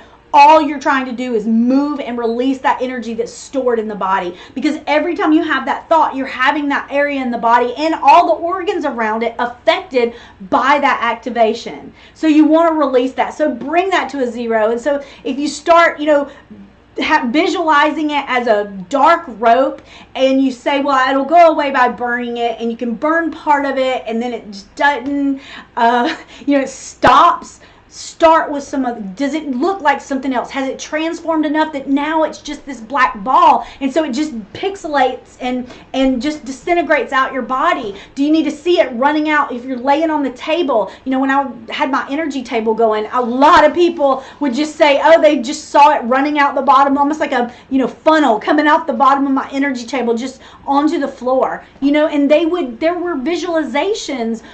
Anything is okay. Everything is okay. There are no rules. You cannot do it wrong, but keep working on it, because bringing it to zero is very important. And then the very last thing is to replace that. So once you clear that knot, once you have given your body permission to release this pattern, to release this energy, to release this blockage, to heal this separation, to integrate back with this fragment, to shift polarities. You're actually, while you're doing this work with your mind, you think you're imagining things, or you're imagining the rope, you're doing that kind of mental work, you think. A lot of can be reordering, timeline wise, generational wise, energetic wise, your whole experience going forward, where you have a template that has the same reaction every single time. Your whole future can be reordered, by the work that you're doing when you're doing this clearing. And so it's not just, let me, clear this one visualization that I'm having, this one rope that I'm having, this one whatever it is, however you're seeing it. It's not just that at all. So you've got to also realize that you are doing massive work, and so you're wanting to now fill back in that spot.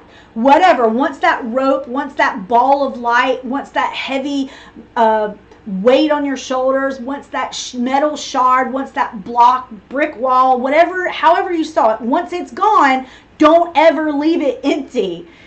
Don't leave it empty. You choose to visualize a very, very high vibrational light, and that happens just by you deeming it so. There's a whole nother class on how you actually discern what vibration you're running, what vibration you're inputting back in the body. But for this, just imagine, most people do like a light, like a bright or light, very light blue light, a gold light or a white light, lights with more etheric qualities. That's usually what people use. I have one client who does not see anything in light. She only sees everything in heat.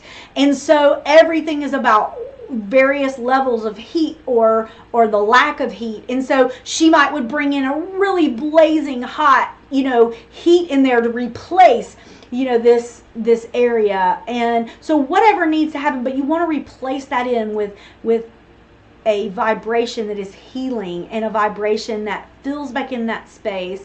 And you want to fill back in every crevice. And then you want to take a deep breath and repeat as necessary. So something I also do usually stepping into this is like, I'll give it a scale of a 1 to 10 when I go into the clearing session, and I do this all the time. If I press into the emotion back on part 1 right here, in our example of maybe wanting to lose weight, if I press into my emotion and I feel it, then in my solar plexus, I'll go, I feel this emotion, and this is on a level of 1 to 10. I'm on an 8. That's how strong I feel about that. It's really, really strong right now. And so you go through the clearing, and so a great way to benchmark if you've had shifts is then you go back and go, okay, so I want to now, same emotions, same thoughts about losing weight, my solar plexus. now I'm at a 4. Well, okay, not completely clear, but we brought it down a couple notches. And so then we'll go back and do it again. This is not usually a one swipe or one cycle process. You go through it over and over as many times as it takes.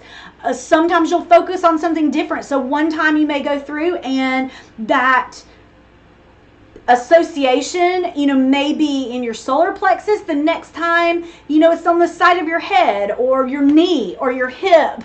You can chase the pain sometimes. This one's a fun one when you're dealing with pain. A lot of times back pain, because it can be around abundance and money. And so a lot of times we chase pain all over the place when it's energetic, when it's core piece and its core cause is energetic. We just chase it everywhere. And so you'll just go from the stomach to the shoulder to the ear to the jaw, to the headache, to the hurt back, to the tight chest, to the hip this tight. You'll chase it all around. And again, how to kind of combat that and stop all of these little incidences that aren't in the norm, is another class. But if you continue to work with it, you will absolutely clear it. And on top of that, then you want to give it time. So let's say you go through the clearing 3 or 4 times and you're still kind of giving it on a scale of 1 to 10 and you're staying at like a 4. Just continue to move on, go to the next steps. Because sometimes it takes time to integrate. You'd think, especially if you're beginning this, that you're just imagining something, that you're not really affecting things. But a lot of times people are doing work that is so much deeper than they think or that they expect or that they even believe themselves. And so it takes the body, the physical body, sometimes time for it to manifest the shifts you've just made in the energetic. So give that some time and space. But this is why I always tie this particular protocol in all the time whenever I'm doing self-coaching. The step 5 is kind of where we bring it all home. So you have gone through and you've done some very deep questioning. You've done some great identifying. You have also really gone deeper and looked for some heart answers, for some really spiritual discernment, and you've received whatever relevant, in a way that you can make sense of it in this moment, or sometimes just out there answers. And so now you've undoubtedly, if you give it even half a try, you're going to have discovered, a lot of things, not only about yourself, but possibly about the situation, possibly about what's really your pain, what really is your core issue. And so here again is where we bring it together, and it's with action and accountability. The action, we go back to the aligned, intuitive action. You're self-coaching, so you're wanting the answers within yourself. You're only wanting to move forward in ways that are aligned. You're always going to need action to get from point A to point B. And we're wanting to take that action and we're wanting to consciously choose it and create it. And so we want to create that support structure and set ourselves up for success. And we're going to want to create that, positive, action plan for ourselves. So the first question is, how would you coach someone else who has the exact same situation through to reach their goals? And I have made multiple clients actually record themselves doing it. I'd go, put a voice recorder on your phone. Put a voice recorder on your phone. Put the video camera on. Do whatever you want. It doesn't have to go anywhere. You can take a couple swipes at it. You can type it, but somehow speak it out as if you literally were talking to someone else. How would you coach them through? What are the steps you would tell them to take? And really make an effort to remove yourself and to actually speak as if you were speaking to someone else, and your job as a coach was to get them from where they are now to achieving that promotion, from where they are now to losing that weight, from where they are now to reconciling that relationship or relieving the pain that they're in. That your job is to get them from point A to point B, and you sit down and you speak as if it's someone else, not even, attaching on to what their fears would be or what their limitations would be. What would you tell them? Then you want to create an action plan based on what you've learned. I mean, you have gone through, if you go through these question prompts, you're going to basically have almost answered this for yourself. But you're coming back again with intention after doing the clearing, because opportunities and possibilities sometimes present themselves that weren't there before. Sometimes you're willing and perspectives open up. Perceptions of the world around you, of yourself, change and shift. It's a fun thing how dynamic energy is and how dynamic it can be as we're healing. So it's fabulous. So we're creating this action plan, and that is, what is your action today?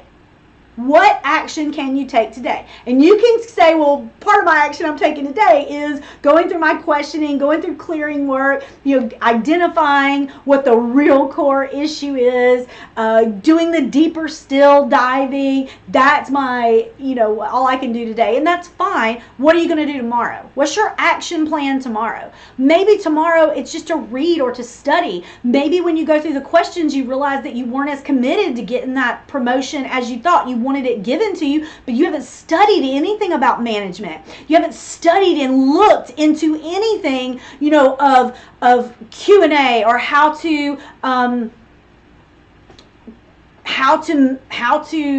do accounting, or how to be a soprano in the opera first chair, and how to be successful with that. What does it take to be a leader? What does it take to lose weight? What are the different types out there? Sometimes you just discover like, oh, okay, well, I've been really resentful, or I've been really angry, or really hurt, or whatever emotion, that's causing you pain. And when you go through the question, you realize, oh, okay, there actually is some things that I can do. So what can you do tomorrow?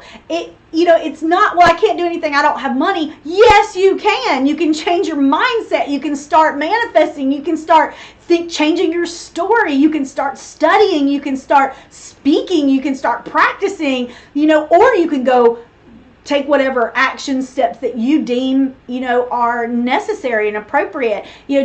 I used the one about school earlier because we had a client that she, just had a baby, and she's got several things going on in her life, and she's a caregiver, and she says, one of my goals is, I want to go back. I want to get my degree for this because of this, and this. She has her reasons out. It's something that she feels called to do. She feels like it's a spiritual connection, but right now she cannot physically leave to go to school. So there's a couple of choices with that. She can take online classes. She can make sure she's taking them one at a time, that in units that will transfer over. And even if she's not doing that, she can start studying. She can get the textbooks, and she can start studying now, even if she's not getting credit for it. And that way she will fly through it. You can find out for the college classes you're in what books they run. You can find that out. You can buy the books usually well before you ever start the classes. If you're serious about it, go ahead and pay that way. Create that vortex, where you're already successful. You could start studying, how does a single mom, manage being a caregiver and have a new baby, and, what are work at home methods where we can afford a babysitter so she can take the class 1 hour a night. There is so much that you can do. We have so many beliefs, and we have so many justifications of why we can't do what we can do, why we can't reach our goals, or why we can't do what we want to do. But those are not always true. So you want to challenge those, and you want to give yourself the best chance and the amazing ability to have success at the highest level that you're capable of. And telling stories, are not the way to do that. And so this right here, we're taking all of the questions, we're taking all of the information, we're taking all of the work, we're taking the clearing, and we're saying, what can we do today? What can we do tomorrow? Even if there's small steps, what can I do to go towards this goal? You need clarity, and you hadn't already gotten it from the from the questions, then what can you do? You can repeat the process. You can seek out, if you got discernment that somebody could help you, you could speak to someone, you can choose, join groups, which we're about to talk about this in just a second. So there's a lot that you can do. What is your action? And then list out the steps. Very simple. It's not like graduate from college. Okay, well, that's 2 years from now, or 4 years from now, or a year from now, or 6 years from now. That's not a good list. What are the steps? Okay, so I need to, research colleges. I need to research where somebody's got, credits that can transfer over. That's a real easy thing. You can find that out within, 30 minutes or an hour or less on the internet. You take your steps and list them out and pick those things that you can do and set those goals. Make them very, very simple. And then what are the resources that are necessary? It may be money, it may be connections, it may be whatever, and start connecting, start putting your plan in motion, start looking at what actions it's going to take. You can start at zero and very, very quickly pick up massive amounts of steam. And if you don't very quickly and you still stay stuck and you're not moving, then again, I kind of said, one of the pitfalls earlier is that sometimes if you're stuck, it's not throwing a crap ton of action at it. Sometimes there's some healing or some integration that needs to happen before you start hammering it, to get actual results. And so if that's the case, then you can back up and do that. You can look at that at this time. But if you have the, choice, you want to take action even if you're doing healing and integrating work, you want to do it at the same time. So list those out, get your resources, look at what you need, and allow that to be a fluid plan. It's just like I talked about before I started at my tips for success. It was allow it to be fluid, allow it to change. Understand the first time you go through this, and it's a process, you're not going to have all the answers all at once. And expect them, it can happen that they're absolutely perfect and absolutely dead on. But usually when you're beginning this, they're not just 100%. Sometimes it takes time, and then you also want to put into place accountability and support. And accountability can kind of be a little bit of a negative word for people sometimes because we think of accountability as punishment. I know I did. I thought of accountability not as punishment, but as suffocating, just suffocating and something I would push up against, something I didn't appreciate. I had the perception that it stole my joy, and there was a lot of interesting stories around that. But you have whatever around accountability. You want to try to reframe that if it has any negative associations. I also like to look at it as supporting myself. So there's a lot of ways to come about accountability. At the bottom of the list, we have like accountability to others, and I put that at the bottom for a reason, but I want to kind of talk about that for a second because that's usually what we think of when we think of accountability. Like accountability is somebody else is going to call you and give you a slap on the wrist. Somebody's going to call you and tell you hadn't done something right, or that you are expected to stay on task or whatever, and you may need that, you may enjoy that, but we think of it that way. But accountability can be something totally different. Accountability can be a reward system that when you reach certain milestones, you get certain rewards. I am very motivated by my own reward system. I have alarm systems. Sometimes when you have a goal set in a day, if you tend to get sidetracked or whatever, you can just have, there are all kind of apps that set alarms in 1,000 different ways. There are calendars, there are, all kind of different watches and things right now that you can use for alarm system. There's a consequence system. If I don't accomplish this, I got to put $1 in the jar. If I don't accomplish this, I have to, some people wouldn't look at this as a consequence. I have to run an extra mile, or I have to cut the grass this afternoon instead of having my sons cut the grass, or I have to do something extra. I don't know. You can make it fun though. So a consequence doesn't have to be a really bad consequence, but it also can be, public accountability. A lot of people do this through like a social media platform. for weight loss and say, well, I'm saying this publicly because I have a very much of a drive in me that if I know other people are holding me accountable and are expecting me to perform, that my performance drive is going to require that. So for you, that might be a great match.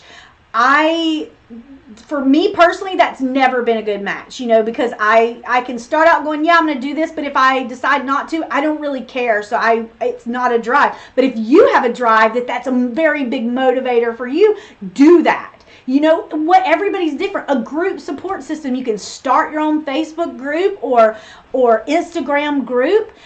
You can join someone else's, a free group or a paid group. There's so many groups out there that are powerful and have people that have been exactly where y'all are and where you are now and experiencing some of the things you've experienced and some of that you haven't. And so there's a lot of opportunity out there to gain accountability if that's what you choose.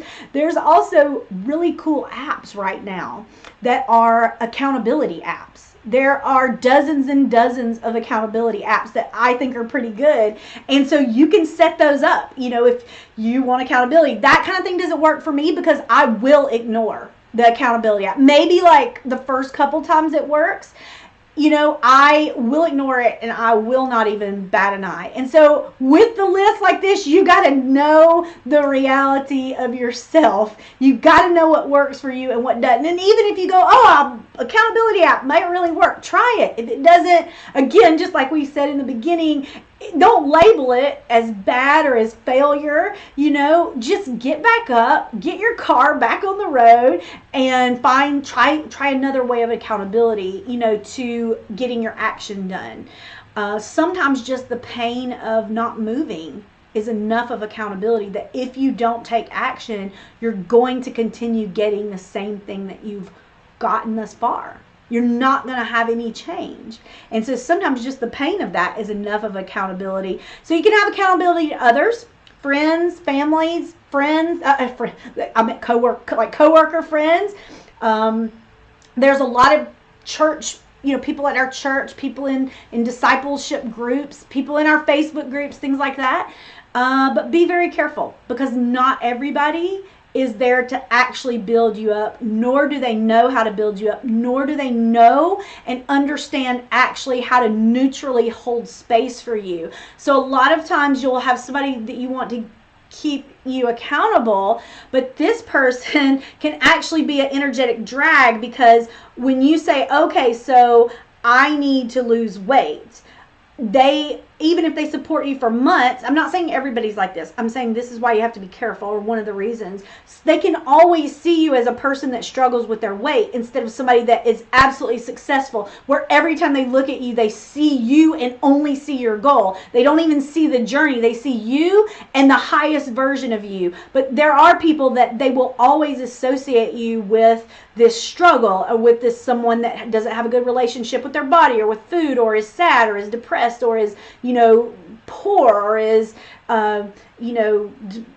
angry, or is however they might in their mind define you. And so not everybody is anointed to or even capable of handling your precious gem when you're doing something that's amazing for your life. And so choose wisely when you're choosing accountability, and choose the people that actually want you to succeed, that actually empower you, that do not really feel jealous or feel left behind or feel like it makes them less than for you to succeed, or that you're doing better than them, or because people can say a lot of things with their words, but their energy doesn't always follow that. And so you want to choose wisely if you choose someone else. But then the other option is, which is funny, on a self-coaching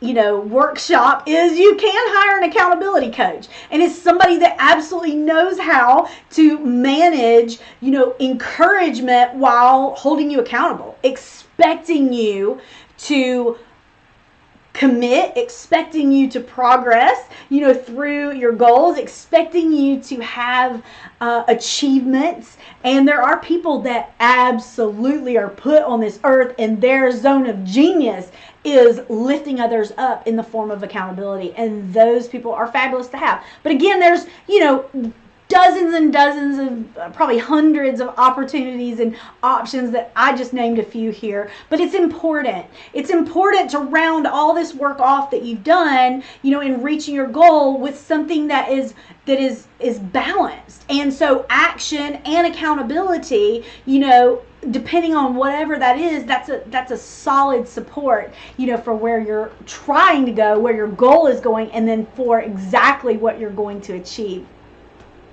So this is the last piece of this workshop, and I mentioned earlier about additional elements that I plan to share about and kind of tie into this self-coaching. So I would consider what I just shared with you, again, steps 1 and 2, with the questioning, or identifying, and then going very, very deep into questioning. They really could be one step, but if you, again, I didn't do a whole lot of the diving in here, but if you look at the questions I kind of have, the prompts I have for you, you'll see it is a very deep process of pressing in, so you could have those as one, but I consider the elements of this, self-questioning, identifying, self-questioning, definitely deeper, the supernatural word, a divine word is kind of what I look at that, or the higher self word,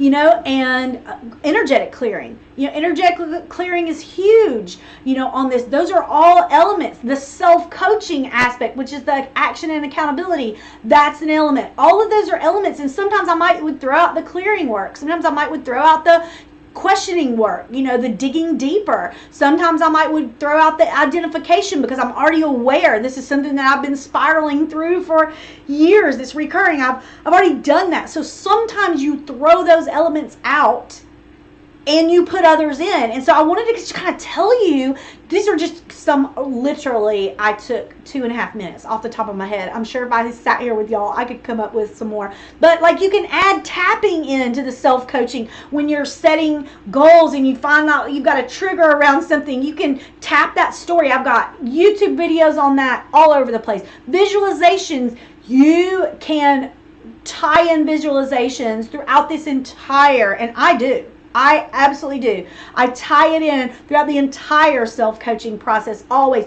You've got manifesting. You can absolutely choose, to actually work and to bring in elements of manifesting through this. Pivot point affirmations, mindset, really recoding and choosing, what you're going to think and what you're going to believe and what the main voice is saying that is in your head at all times. Those pivot point affirmations, timeline work. Oh my gosh, I had to stop myself twice from talking about timeline work earlier, just because it was irrelevant, or not irrelevant, but it just wasn't, I didn't have the time to do it in this particular workshop.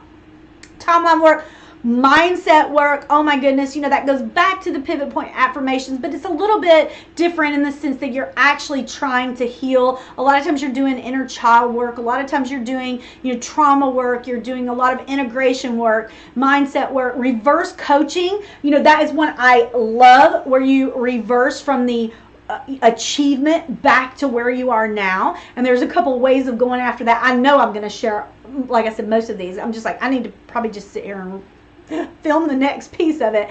The future you interview, that one is pretty cool as well, and you come up with some really cool stuff. And vibrational entrainment, just simply adding in the element of vibrational entrainment. And so all of these are like element play, that you can move around, and you pick your favorites, or the ones that are most powerful, or the ones that seem like they apply. But you can take the self-coaching, program, and then you can pull the pieces in and out, as they seem to fit your circumstance at that moment.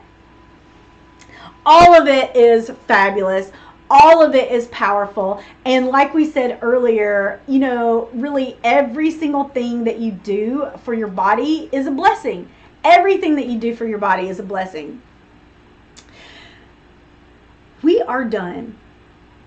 I have loved every single one of you that was here with me live, and I'm so thankful and appreciative for every single one of you that watches this in the future. Thank you for letting me be a part of your journey. as I was saying, this is just one piece, one technique, one tool to put in that self-healing toolbox. You should have hope. You should know that you will go deep. You should know that you have options and opportunity. You should know that there is so much power available to you. And again, I'm just so thankful for the life I have and that you've given me, the chance to pour into your life. I pray that, the workshop was a blessing to you. And I want to ask, before I go any further, does anybody have any questions? Because I cannot see. I know there probably wasn't a whole lot on the Facebook, but I need to check YouTube and Patreon and the private group. So I'm just going to click over. I'm just going to sit here quietly for a few minutes. If you have questions, post them wherever you're at, because I'm just going to click on it because I've got this going. I don't understand all of the social media stuff and all the groups I'm in. So I'm going to click through them real quick and just see if there's any questions. So I'm going to be quiet. And so if you have them, just type them in down at the bottom, okay? All right, I'm just clicking on Facebook. I know Cassandra has signed off, but in case you watch this later, I love you so much. Thank you for tuning in, and I'm so glad Jay was here. You're welcome. You're welcome, Sophia. I can't wait because I'm going to do some videos with Sophia next week, so y'all are going to actually see her. We're going to do some stuff that'll be really, really cool. And so, YouTube. And I don't even know. I can't even find that real fast. So, Patreon. I know, y'all. It's weird. I'm just sitting here. If somebody had questions. Okay. So, there was a couple questions over there. I didn't have that up on my screen at all. But she said, yes, I had answered all of those questions. And no, I am not doing private sessions consistently right now. You can contact me. The best thing is to contact me through DM. I say that. I am doing sessions. They're just very limited. So I'm not really accepting a lot of new clients, just depending on the situation, on what it works with, as far as what it requires time-wise and effort. I've got so many projects coming out. I've been hired to kind of spearhead some projects, and then I've got some, heart projects that I really want to roll out. And my husband's asked me to produce a couple of things. So I am not, like I said, taking on a lot of new clients. But the best thing to do is to just contact me. And that would absolutely go for. So yes, if you're my client and you have a family member that you're wanting to work with me, that does, so thank you for asking that. That does lend a little bit of precedence, only because we're already working on clearing up, energetic. So just give me that's all I can say. Just contact me. Just give me a message, because right now I don't even have that available for purchase up on the website. It will be, and I'll make announcements when I start opening slots. So I probably will just open, half a dozen or a dozen slots each week. And then a kind of a first come first serve basis, just on a temporary. But right now, just message me. That's the best way. Thank you so much for asking that, and thank y'all for y'all's support. Y'all's comments are just so freaking sweet. I mean, I just am so blessed. I just have the best clients and the best, friends in the entire world. So, okay, let me click back over here on Facebook. Any other questions on Facebook? Okay, so I think we are done with today's workshop. I love you all so much. Thank you for letting me share. Really, it's just such a delight for me, such a blessing. I just have such a good time, and for bearing with me. When my computer plug, had apparently kind of worked its way out, and when my slides got, all that stuff is fun. So I got a question though, actually, right before I log off, because I've got a few more minutes. Do y'all want me to read over some of the questions on the self-questioning prompts worksheet, or no? If you want me to take a couple seconds and kind of talk about those a second, it's not the worksheet. The workshop is done. So yes, let me go back to Facebook. But if that's something y'all are interested in, comment down below, because I'll go over a couple of the questions on the questionnaire that I feel like are important. My Patreon girls, y'all are so funny. Okay, so self-question, we'll just go over a few. Like I said, if y'all are done workshop wise, you can log off 100%. I know it's probably gone on, quite a while, but all my workshops are like that. I just can't do short ones. I don't know how to do it. So 2.5 hours tend to be for my workshops about average. But like when you're looking at the deeper dive questions, like, what is the reason that you haven't already achieved this goal? We actually look, and I think I went into that a little bit. Why do you think you haven't achieved that? And again, not blaming anybody else, but just looking in you. Sometimes that can be so revealing, and painful sometimes too, when we're like, we don't really want to admit to what we sometimes have done to not step into action or not step into alignment. Sometimes it's a hard thing, and you really have to give yourself grace, and you really have to give yourself some self-love, because as I said before, sometimes, this is stuff that you have been at war with and working so hard to hide your entire life, that when you get down into the core, it's tough sometimes. One of the ones I love also is like, how, on a scale of 1 to 10, how motivated are you, to make the key changes necessary? On our example of weight loss, well, how motivated are you? Well, if you're sitting there telling me that the reason you haven't lost weight is because, your family eats junk food, the pain point of remaining like you are, isn't giving you that motivation. You're not very motivated and or haven't been in the past. And so you need to look at, okay, so what do I need to, attach to, or I need to stop telling the story that it's somebody else's fault, that things aren't like I want them to be, or that I'm not happy, or that I'm not satisfied, when actually I haven't been that motivated. I actually haven't taken the steps, or maybe I was afraid of accountability, or whatever. But it's looking at, why haven't you achieved it, and how motivated are you? Those were really good. One of the others that I love when looking at goals is, do you feel that this goal, and these are all on this sheet, do you feel that this goal is in support of your higher purpose or your aligned path in life? Because you can absolutely refuse to, admit that it's your boss's fault that has anything to do with you, that your boss hasn't given you a raise or a promotion, but if you then go into, your questions and you're going, I can't in good conscience write down that this goal is actually in line with my highest good, my aligned path in life. It doesn't mean it's not, and it doesn't mean it's not a step along the road, but that's a great question to really dive down deep in, that some of these things we hyper focus on, that we get so clamped down on some of these things. If we really looked at it, it doesn't mean, again, that we still don't need to accomplish it, or that it's not still something that we want to have the experience. But sometimes, when we answer like, oh no, it doesn't really support my highest self, and it doesn't really support a higher purpose for me, sometimes that brings it down in severity, and sometimes it brings it down on the level that would cause it to be an energy drain, just to something that's a desire, something that's an aggravation, or something that is really, really easy to clear.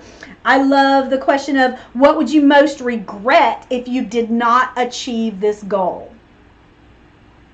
And that's another one that's telling. If you had the goal to lose weight, what would you most regret if you didn't lose weight? If you had the goal to be an opera singer, what would you most regret if you weren't an opera singer? If you had the goal to rekindle a relationship, what would you most regret if you didn't rekindle this relationship? Nothing?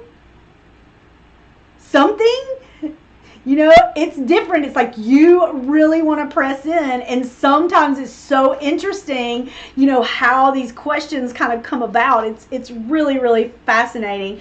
Have I put in the time and mental power to immerse myself into learning how to best meet my goal or attain my clarity? So have you just talked about the fact that you don't have it and maybe just given it cursory tries, or have you put everything into learning what you need, into walking it out, into working it out?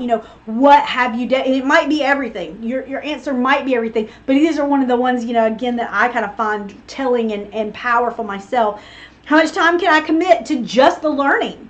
How much time can I commit to learning about the weight loss? How much time can I commit to learning about the new position? How much time can I commit to learning how to be the partner for the person I want to attract? How much time can I commit to learning how to be that person that wants this new career, that wants this spiritual life path? How much time and how much effort and how dedicated am I, to walking that out? Who or what can I use for inspiration? This is such a good one, because a lot of times we'll get on YouTube, right? And we'll be watching somebody. Say you want to be a YouTuber, and so you see other makeup beauty gurus on YouTube and you get jealous immediately. Like, you're jealous. Or you see somebody else teaching, or somebody else managing, or somebody else owning a grocery store, or having a business, or having a happy marriage, or having the successful kids, and immediately you feel jealous, or you feel lack. You feel like you're less. Well, both of those are about a story, but instead of that, it's saying, hey, who can you use as inspiration? And you take and turn that around, and you begin to entrain, not to them as a person, but to them as having succeeded in holding and maintaining, and actually in the physical being able to hold the vibration of what you want to achieve. That child that is well-rounded and emotionally stable, that relationship that is very conscious in communication and supportive. So there are all of these ways that we look at that is saying, who can I use for my inspiration? And then turning, if you tend to have negative thoughts, into look, who can I entrain to? But again, be very careful. Just because somebody is successful as a YouTube beauty guru, or raising their kids, or having a conscious marriage, or whatever, doesn't mean that you want to be them. Doesn't mean that you want to entrain to everything in their personality, because I have come across people more than I care to talk about that have created all kind of traumas within themselves, working so hard to be someone else, that they take on aspects and characteristics that they never identified, that are so detrimental and damaging, and that you wouldn't want. You wouldn't want, some of the coldness, or some of the disassociation, or some of the, aspects that whatever that person had. So you really want to kind of isolate the success as a beauty YouTube guru. That's what you want to look at, the success, the energetics of that, not who they are in their personal life, not who they are in their relationships. You want just that success. So find that opera singer, or that person who is a manager, or that person who has the business, or that person who has a relationship, or the clarity, and you want to entrain, to what they're doing, to what they're, or what they're accomplishing, as it does to your goal. But stay away from the rest of what they're doing if you're not 100% that also, is a match for what you're looking for. Who will support me? That's a really cool one. Like, who will support me? Do I have anybody? And it's okay if you say nobody. Like, because sometimes that not putting your stuff out there, and you just go into the grind, and you just bringing about manifesting, putting fabulous amounts of energy to cultivate exactly what you want. Sometimes you're not called to put that out to the world. Sometimes you are called to do the soul SOLE soul journey. Sometimes it's a lone walk for a bit. But the question of who will support you, And the other question is, who won't support you? Sometimes that's very telling too. And so to set yourself up for success, you can already decide how you're going to respond, when you're supported and when you're not supported. That you won't let it deter you and you won't let it take you off of your goals. I love this one. Do I need to forgive someone, something, or myself in order to reach this goal? I freaking love that one. I will say it again. Do I need to forgive someone in order to reach my goal, even if it's myself? That one can be powerful. And it's hard because usually it's like, oh, I want this promotion. Well, okay, maybe I'll need to forgive my boss for not, giving me the promotion. But again, that's looking for something outside of yourself. So if you've done your work, you're not blaming your boss anymore. Now you're looking at you, and now you're going, do I need to forgive myself? Well, maybe I need to forgive, in order to get it, me, having a story about me not getting it, or the fact that I even looked at it that was what was fulfilling me, that would give me freedom anyway. Maybe there were these other aspects of life that give me freedom. Maybe there were these maybe I need to forgive myself for these dozens of other ways and opportunities I have to cultivate freedom and a feeling of expansion in my life. And maybe I need to forgive myself for being so laser focused at, just for trying to focus only on the negative, of what I don't want. So then what can I put in place right now to begin thinking like I will once I reach this goal? How can I already change my mindset? And what behavior patterns can I institute? Those are all good. So I just saw, Marissa, this is on this self-questioning prompts worksheet. It's 4 pages long, this self-questioning prompts worksheet. So Marissa just asked, she just said, I don't see this on the list on the handout. So she apparently had printed this off before the workshop, and she's just saying she doesn't see some of these questions. So I think I was reading a couple off of every page, Marissa. So it's on this worksheet on pages, I read off 2, 3, and 4. So maybe print out some others. If not, I'll check the PDF and make sure I know it's there because I printed from the PDF. So these were the pages from the PDF. So it's not from this one. This one was just the slides. So those questions were not on this one. It was on the other one. Any other questions from y'all?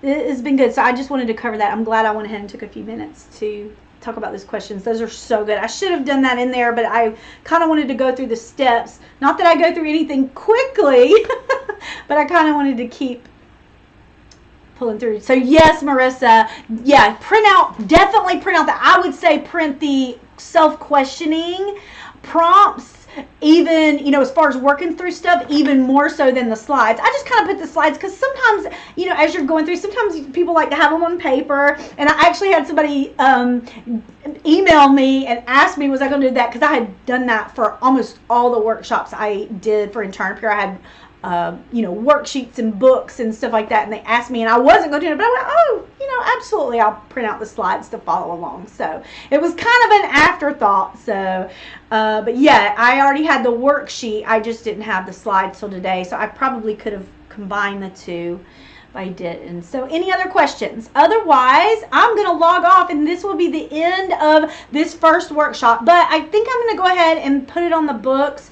to record the rest of the elements, just kind of go through them quickly. I will not go through what self-coaching and all of that. I will only refer back to this video for that, but I think I'm going to go ahead and record those elements. So, okay, well, if no more questions, then I love every one of you. Thank you so much for joining me, and I would love to hear your successes and how the techniques work for you. See you soon.